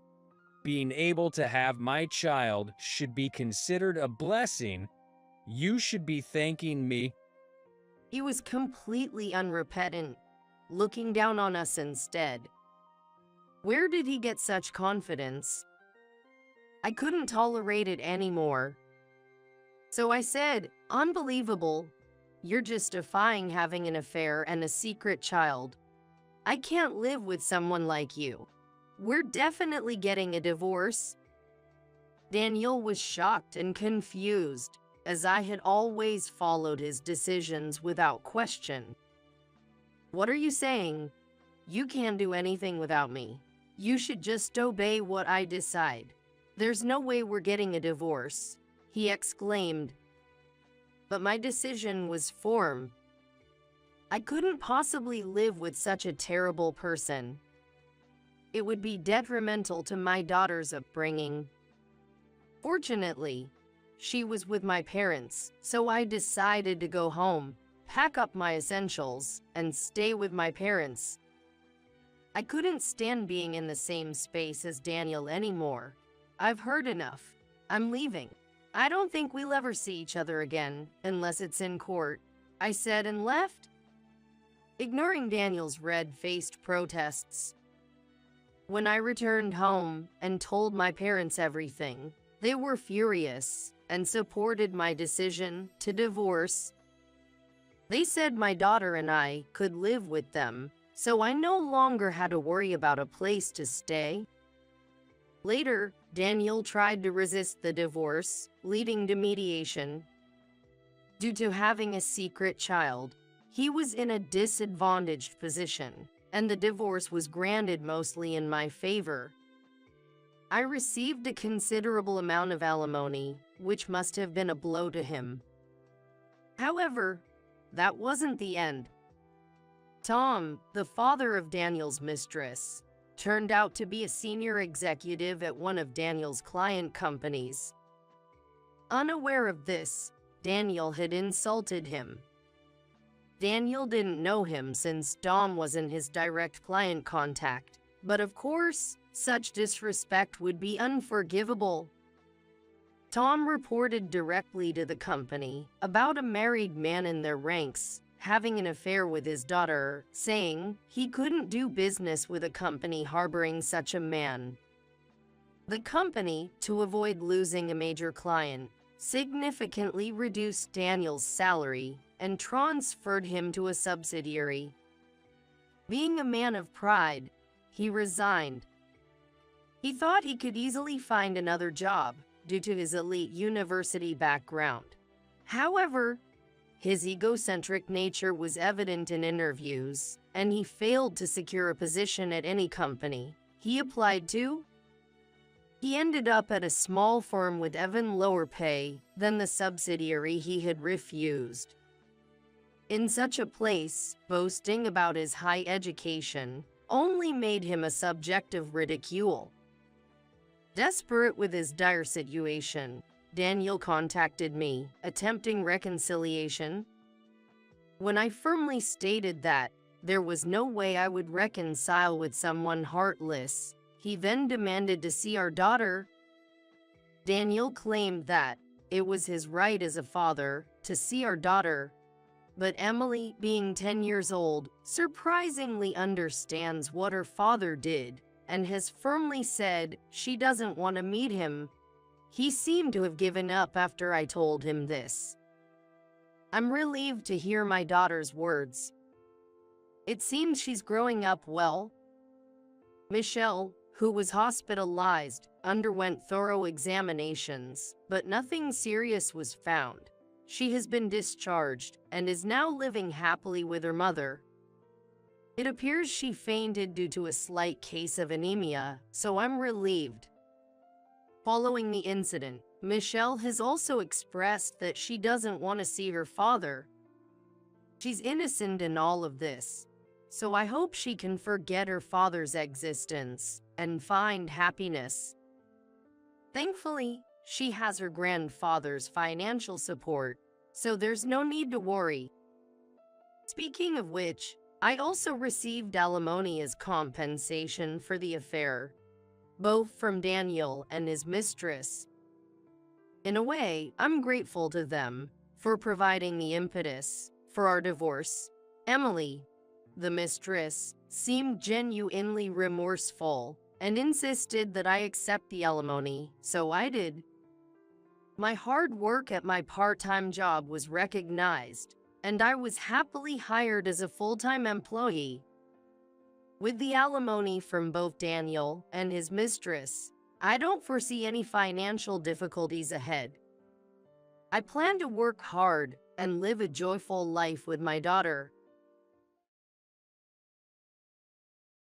I came today with a gift for your baby's birth. I asked around and bought some good formula milk, so please make sure to give it to your child.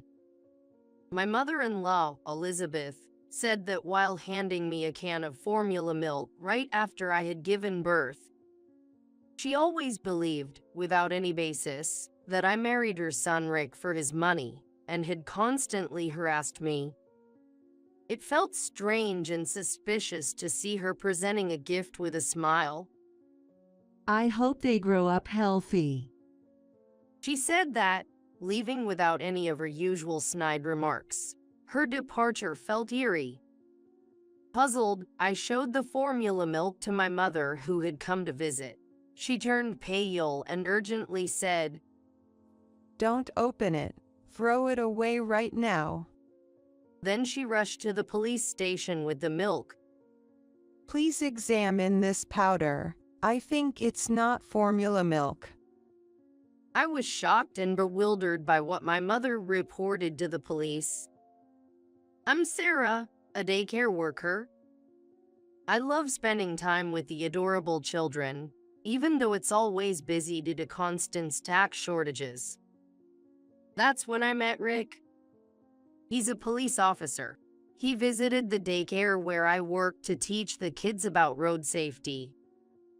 Every year, it seems that the police collaborate with daycare centers to teach preschoolers about traffic rules before they start elementary school, and it's usually the responsibility of new officers. Rick, young and full of justice, was popular among the daycare staff, and I found him wonderful too. Our relationship started when he gave me his contact information, and I responded. We fell in love, started dating, and got married within a year. Rick, diligent at work and helpful at home, made our married life blissful. However, I faced one major problem: my relationship with Elizabeth. She seemed convinced I married Rick, a public servant, for his status, and had a low opinion of me. I realized this during my second visit to their home. We were discussing wedding plans at their place.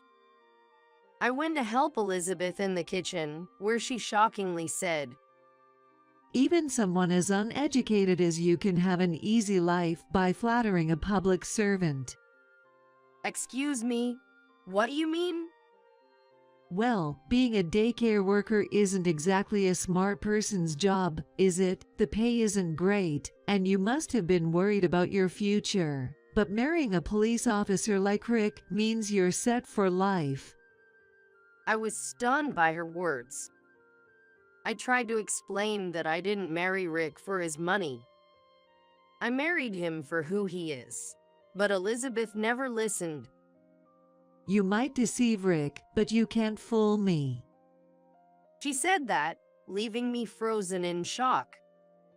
From then on, every time I visited their home, she would make snide remarks. Since our houses were close, sometimes we'd see each other as often as once a week. It was always painful, but I endured it because Rick had a good relationship with her. About 6 months into our marriage, I discovered I was pregnant. Rick was overjoyed, and so was I. There were other things that made me happy about being pregnant. It was the fact that I didn't have to see Elizabeth for a while. I asked my mother to help with household chores. Elizabeth's offer to help would have made me uncomfortable. Rick understood and made sure Elizabeth didn't visit. Since our houses are close, I used to be called to my in-laws' house frequently, so not having to see Elizabeth was a relief. However, the distance from my mother-in-law was only until I entered the stable phase of my pregnancy. She called me after that, inviting me to collect vegetables from the family garden. As Rick couldn't come due to work commitments, I had to go alone. When I went to my in-laws' house, my father-in-law, Jason, welcomed me warmly and filled a bag with fresh vegetables for me. They are pesticide-free, so they should be good for you and the baby. Eat plenty of them. He said kindly, making me feel grateful and appreciated. But as I was about to leave, something terrifying happened. Just as I stepped down the front stairs, I suddenly felt a push on my back. Desperately protecting my belly, I twisted and fell, sliding down the stairs shoulder first.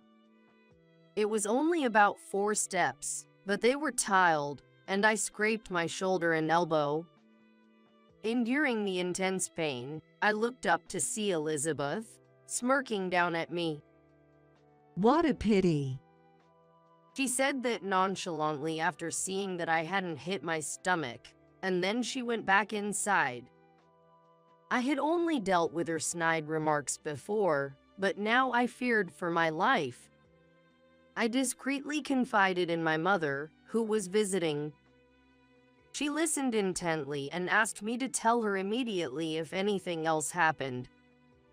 After that, I made sure to visit my in-laws only when Rick was with me, and spent most of my time at home with my mom. This helped me avoid further harassment from Elizabeth. Thankfully, I gave birth to a healthy son, Kevin. Holding my little boy, all the pain and troubles seemed to vanish. After returning home, my mom helped take care of the baby, replacing Rick, who was busy with work. I was slowly getting the hang of this new parenting role. Then, unexpectedly, Elizabeth showed up one day. I came to give a present for the baby's birth. I asked around and bought some good formula milk. Please make sure to give it to your child. Thank you. She was constantly smiling. However, that actually made me feel uneasy, as it was a stark contrast to her usual glaring. I hope he grows up healthy, she said before leaving. As I was pondering over her uncharacteristic behavior, my mom approached, holding Kevin. What did she want? She brought some formula milk she heard was good from the neighbors. I replied my mom, pulling out the formula can from the plastic bag. Instantly, my mom backed away with a shocked expression. Don't bring that near me. What's wrong? Sarah, you mustn't open that can. She warned, then quickly put Kevin in his crib and snatched the bag from me. We need to go to the police right now and tell Rick. Why? Surprised, I followed her, carrying Kevin. We rushed to the police station where Rick worked. Rick, this formula is dangerous. Please check it immediately. Lisa, what's wrong? Sarah received it. I think it's lime. Lime? I gasped, staring into the bag. Rick's face turned serious as he took the can. He then discussed it with his supervisor and they agreed to analyze its contents. A few days later, we learned the shocking truth. The can didn't contain formula milk. It was agricultural lime used in farming. Rick and my mom looked somber back at our house. This lime was once used for marking lines in schools, but it was discontinued after causing blindness in some cases. Blindness, you mean? Just opening the can could have been dangerous for both you and the baby. I shivered, imagining the worst. If I hadn't known and had opened it, Kevin might have been in grave danger. Anger boiled inside me against Elizabeth, who had stooped to harming even Kevin. I couldn't let her actions slide any longer. I decided to expose her misdeeds and seek justice. A few days after receiving the formula milk, Jason called to inform me that the police had shown up at their house. To explain the chaos unfolding to the confused Jason, I headed to my in-laws' house with my mother, holding Kevin. Upon arrival, we saw Elizabeth being restrained by the police, struggling and yelling. I haven't done anything. Don't make up stories. I won't go with the police. Let me go. Sarah, they're saying something about Elizabeth harming you. They're saying they're taking her to the police station. Jason said that, looking bewildered as he alternated his gaze between his wife's commotion and us. Jason, what the police are saying is true. We were almost killed by her. What? What do you mean? I haven't done anything. Don't believe what that woman says. Elizabeth screamed. However, Jason looked at her sternly. If the police are involved, there must be a reason. Sarah, can you tell me what happened? I explained everything to Jason, who had regained some composure. I think she intentionally put lime in the milk. You're into gardening, right? You must have bought lime in bulk. Indeed. I bought lime for the garden. I was planning to spread it soon, but noticed it was less than I remembered. Could she have lied that it was formula milk and given it to Sarah? Elizabeth turned pale under Jason's sharp gaze. No, I wouldn't do such a thing. Then you won't mind if the police check for fingerprints on the can, right? If they find someone else's fingerprints, that person is likely the culprit. What do you mean? She started sweating and looked away, nervous. You better confess now. If you keep making a fuss, it might turn into obstruction of justice. I said that firmly as she glared at me. Yes, I put the lime in. It was just a little prank. A little prank. You gave something that can cause blindness in adults, lying it was formula milk. That's way over the line. You should have realized immediately it wasn't formula milk. I never thought you'd actually feed it to him. If you can't tell the difference, maybe you're unfit to be a mother. She laughed mockingly. I was furious. Enough. It's one thing to harass me. But what if something happened to Kevin? If you disliked me that much, you should have opposed the marriage from the start. I did oppose it. A daycare worker with no education or income. Rick's just being used, but Rick insisted on marrying you. He wouldn't listen. I had to protect Rick because he's being deceived, she shouted, spitting with rage. She had been harassing me to break up our marriage, but it wasn't working. She seemed to panic, thinking that once we had a child, we definitely wouldn't divorce. So, she thought threatening harm to Kevin might make me initiate a divorce. But that doesn't give you the right to do anything you want. This is a serious crime. A crime? Don't be so dramatic. It was just a prank. It's more than just a prank. Rick's voice came from behind. He had come home after hearing about the commotion. As soon as she saw Rick, Elizabeth reached out to him desperately.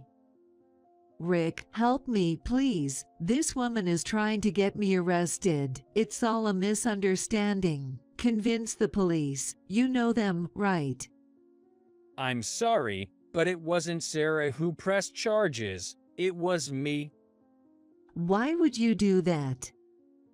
I feared for the lives of Sarah and our child.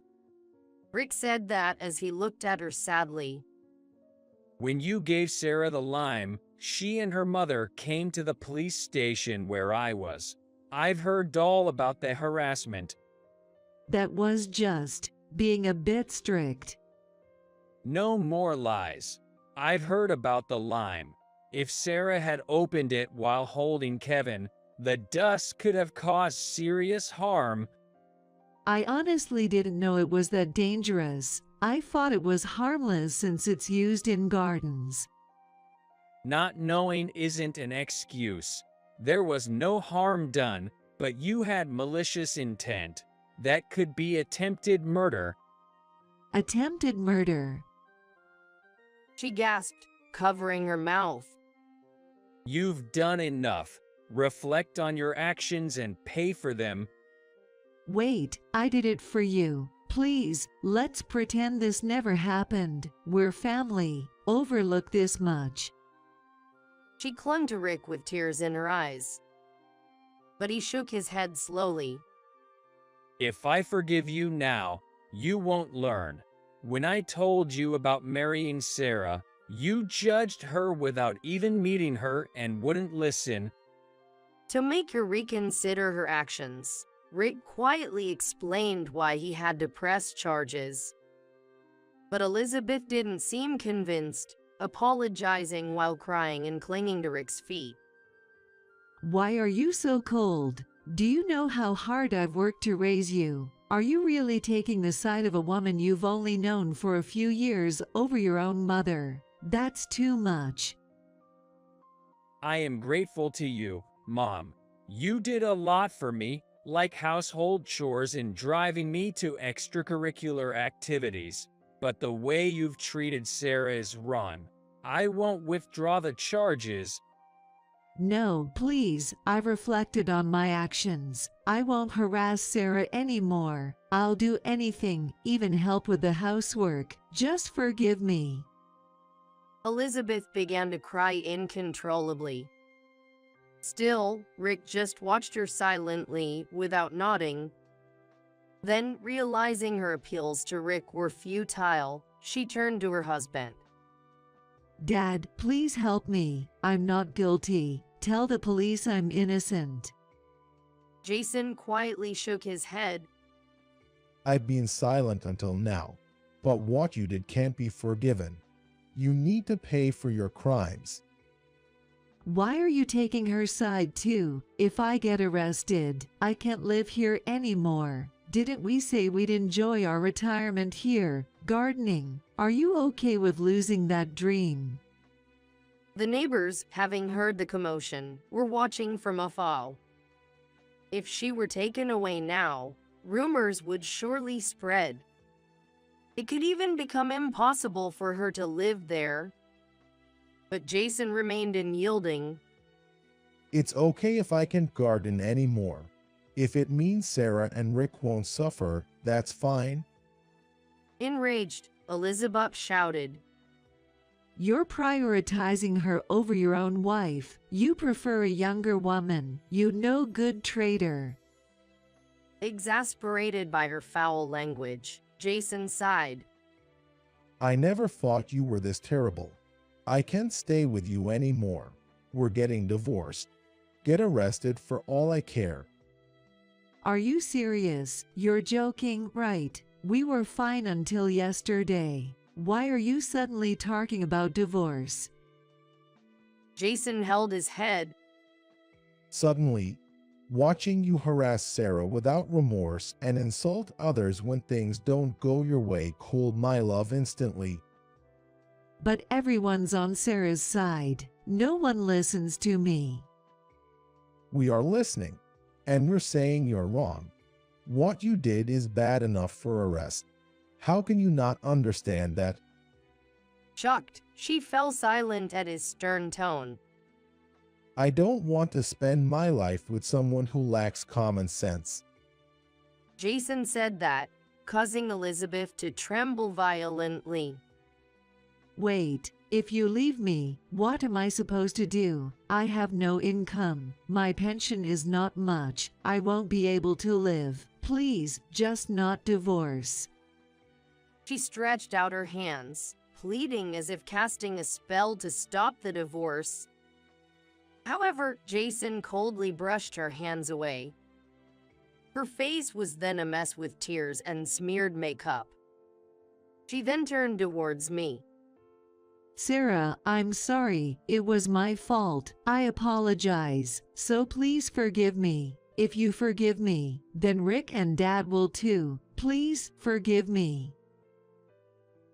That's not really an apology to me, is it? You're just apologizing to get forgiveness from Rick and your husband, right? No, that's not true. I really do feel sorry. I'll do anything if it means getting forgiveness. You know, child rearing is hard, right? I can help you with that. It will make things easier for you. She said this with a forced smile. It made me feel nauseous. How could I trust someone who endangered Kevin's life with such dangerous harassment to help with child rearing? I sighed, exasperated at her complete lack of understanding. I'm sorry, but I can no longer trust you. Therefore, I want nothing more to do with you. Don't say that. Aren't we family? Family? You never thought of me as family, did you? You've always been trying to divorce me and kick me out of the house. Well, that's... I might have tolerated the harassment against me, but I can't forgive someone who harasses Kevin. I can't consider you family anymore, and no matter how much you apologize, I can't forgive you. Rick then signaled the police. They grabbed Elizabeth's arm to take her to the patrol car. No, stop. Don't touch me. Please, forgive me. As she screamed, the police led her away. She was later arrested for attempted murder.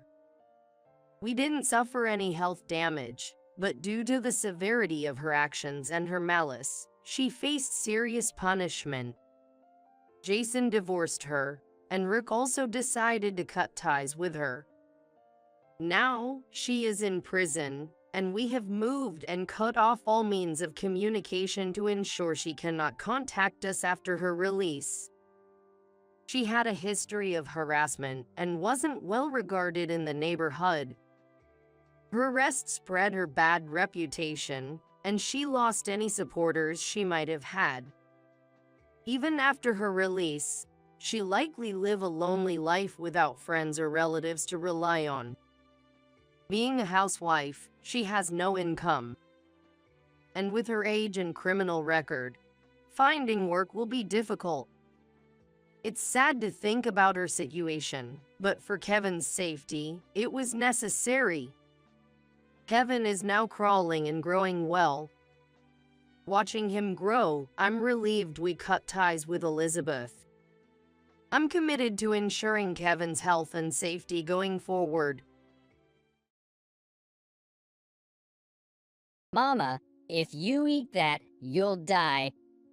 That's what my 9-year-old son, Michael, whispered to me as I stood in front of the cake my husband had bought for my birthday. Michael, always wise beyond his years, seemed to know something. As soon as my husband, John, stepped into the kitchen, Michael quietly switched our plates. 10 minutes later, John suddenly began to struggle, foaming at his mouth, and fell down. In a panic, I called an ambulance, and he was rushed to the hospital. Later, I would learn about the horrifying fact that had unfolded behind the scenes, shaking me with fear. I am Linda, 43 years old, a full-time employee in the food industry, living with my 45-year-old husband and 9-year-old son, Michael. I met John 10 years ago, got married, and the following year, we were blessed with Michael. From a young age, Michael was a mature and intelligent child, able to read simple words and even some complicated ones by age 3, and he loved reading instruction manuals. Now at the age of 9, he would thoroughly research any word or subject that puzzled him or caught his interest, and often making sharp observations that impressed me. On the other hand, John, while gentle and calm when we were dating, turned out to be quite domineering after marriage. He believed housework was a woman's job, saying that a wife should always walk 3 steps behind her husband, and he did not do any houseworks. He would constantly nitpick everything I did. This became apparent when I started working part-time after enrolling Michael in daycare. Hey, the house is getting dirty. Are you slacking off on cleaning? But it's tough since we're both working. Could you help out a little? Housework is the wife's job. It's ridiculous for you to ask me for help. If you can handle it, I'll ask my mom to help. He said, and without consulting me, he gave my mother-in-law, Susan, a key to our house. Susan, who lived nearby with my father-in-law, Bob, had always been eager to interfere in our life, which bothered me. The housework isn't done at all, poor John. She started coming into our house unless she was not invited, and always said something sarcastic. I shouldn't have asked my husband to share the houseworks. To make matters worse, my husband was delighted that Susan came to our house and joined her in criticizing me. I can manage the housework myself, so there's no need for you to come over.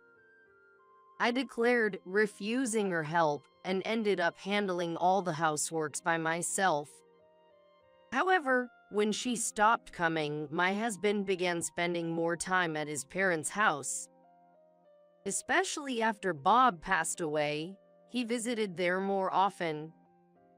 When I was sick, I asked him at his parents' house to make dinner at least for Michael.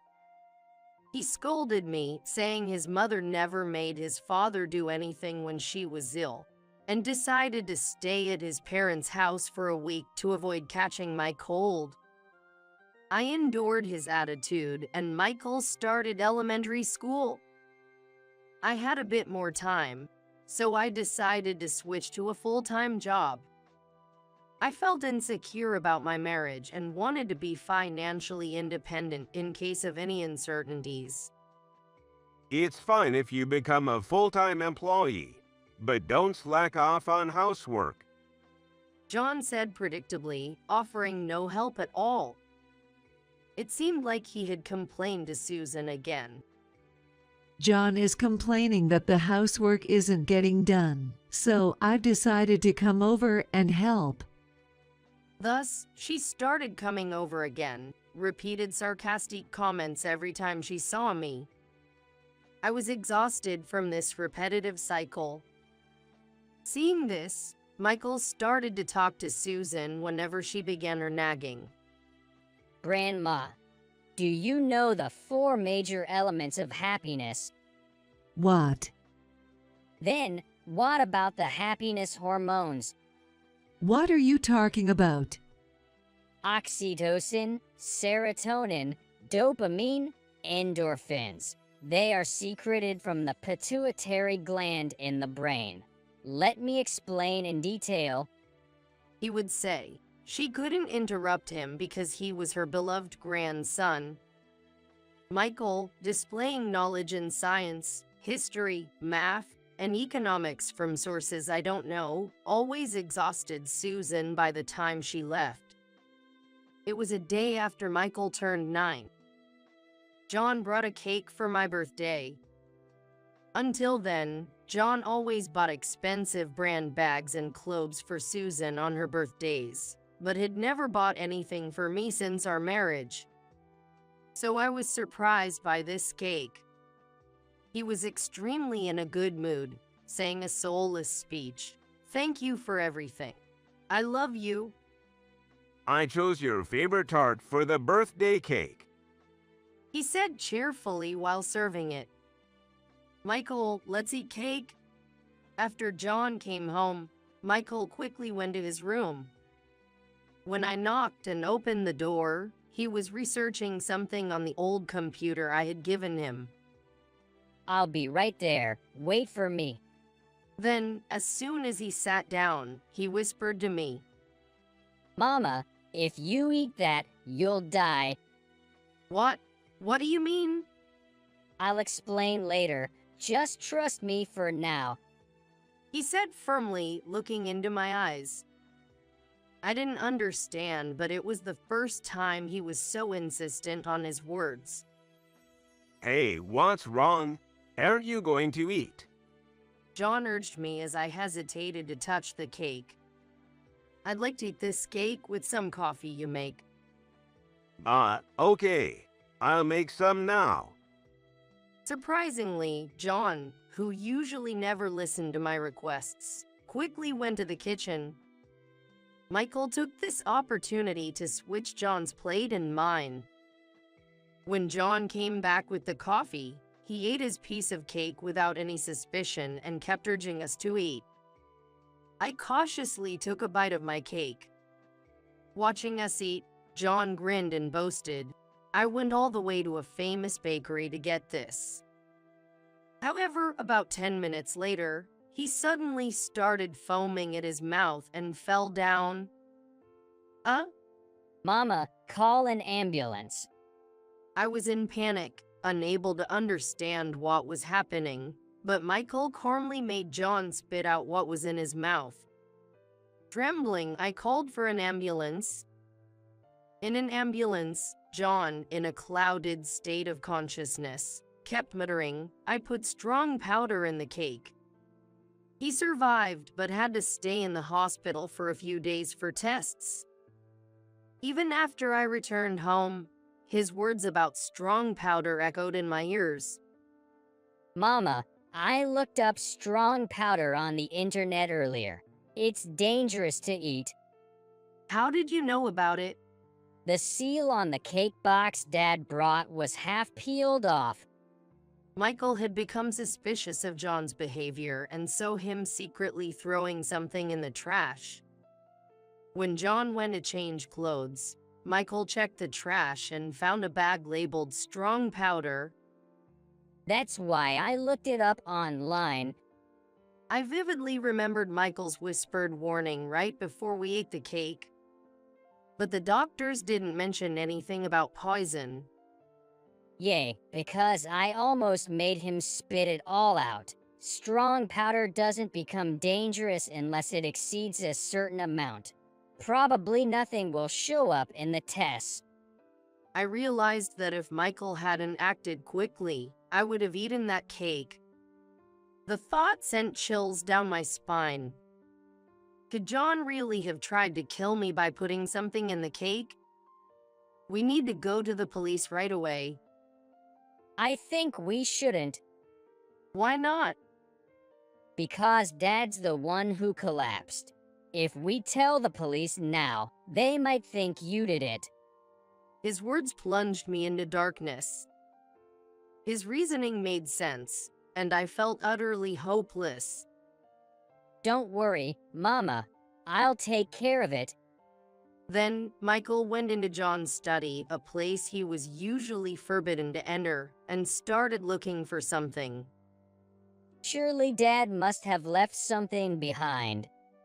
Knowing his father's meticulous nature and habit of always making notes in his planner. Soon enough, Michael showed me a planner he had found. Inside, it detailed the components and effects of strong powder. This can't be true. As we read on, a horrifying truth emerged. John had already used this method to harm someone before, and that person was Bob. The planner meticulously described how he gradually increased the dosage given to Bob daily, with a note on the day of his passing that read, 10 grams leads to death. Shockingly, Susan had been helping him. They were in on it together. Flipping through the pages, we found a plan for my birthday. Are you okay, Mama? Michael asked as I realized I was shaking with fear and anger. I can't forgive them for trying to take my life after Bob. This planner could be an evidence, right? Unfortunately, it might not be. They could claim it's just a fantasy written down. Besides, Grandpa has already been cremated, so there's no way to investigate. I see. Without evidence, there was no way to bring them to justice. As I looked down, feeling hopeless, Michael gripped my hand tightly. I'll find the evidence and protect you, Mama. Let's catch them together. His words gave me strength, and I nodded firmly, gripping his hand. I resolved to stand against them. If they are determined to harm us, I will face them. For Michael and myself, I will protect our lives. I will also avenge Bob. Thus, Michael and I began preparing for the decisive battle, vowing revenge against John and Susan. Following Michael's advice that Grandma probably hasn't given up yet, I started keeping an eye on her. While she visited John in the hospital every day, one day she headed to a busy downtown area, several stations away from the nearest station to her house. I followed her to a shady-looking shop off the main street, where she eventually emerged with something in hand. "Susan, what are you doing here?" I approached her on the main street, pretending to bump into her by chance. Startled, she turned around. Linda, what are you doing here, not visiting John and enjoying shopping instead? "Just some work stuff. But Michael is anxious about his dad's hospitalization and needs cheering up. Could you come to our house for a bit?" She was so sarcastic as usual, but I invited her home, which is something I normally wouldn't want to do, but today was necessary. As soon as we got home, Michael greeted her joyfully. Grandma, I have something to show you. Come to my room. He winked at me and pulled her forcefully into his room. In the meantime, I checked the contents of the bag she had brought from the shop. It contained a white powder, and I discreetly took a small amount and placed it in another bag. I took this somewhere on the next day. Several weeks later, on the day of John's discharge from the hospital, I told Susan to pick him up, saying I was preparing a celebration. In the meantime, Michael and I cooked a feast and welcomed them with a full table of dishes, along with a crucial setup: a container filled with a white powder resembling strong powder. As John and Susan entered the room, Michael guided them to the table. Hey, I helped make this feast too. Eat a lot. They soon started whispering to each other after sitting down. "Mom, isn't that?" Don't be ridiculous. It can't be here. They looked pale, seeing the white powder on the table. "Is the seasoning okay?" I asked, but they kept their heads down, not touching the food. "By the way, I heard sprinkling this on food makes you feel energized." I handed the white powder to Michael, saying, "Sprinkle this on for them."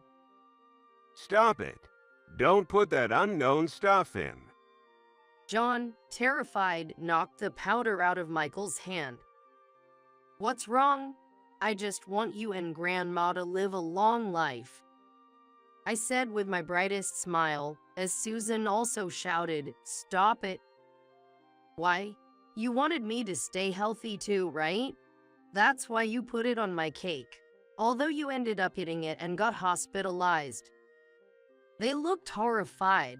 I then presented them with some papers. I had our company's inspectors analyze this substance. Here are the results. It contains dangerous components that could be lethal in certain quantities. John's eyes darted around as he faced unexpected evidence. "I don't know anything about this." "But this is from what Susan had, right?" How dare you go through my things, and I only bought it because I was told it was a health supplement. I confronted them with more evidence. "Then what's this?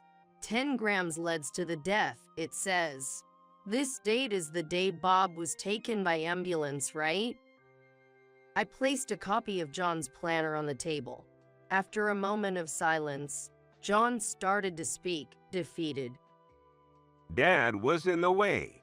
He didn't like how close Mom and I were, always meddling in everything we did.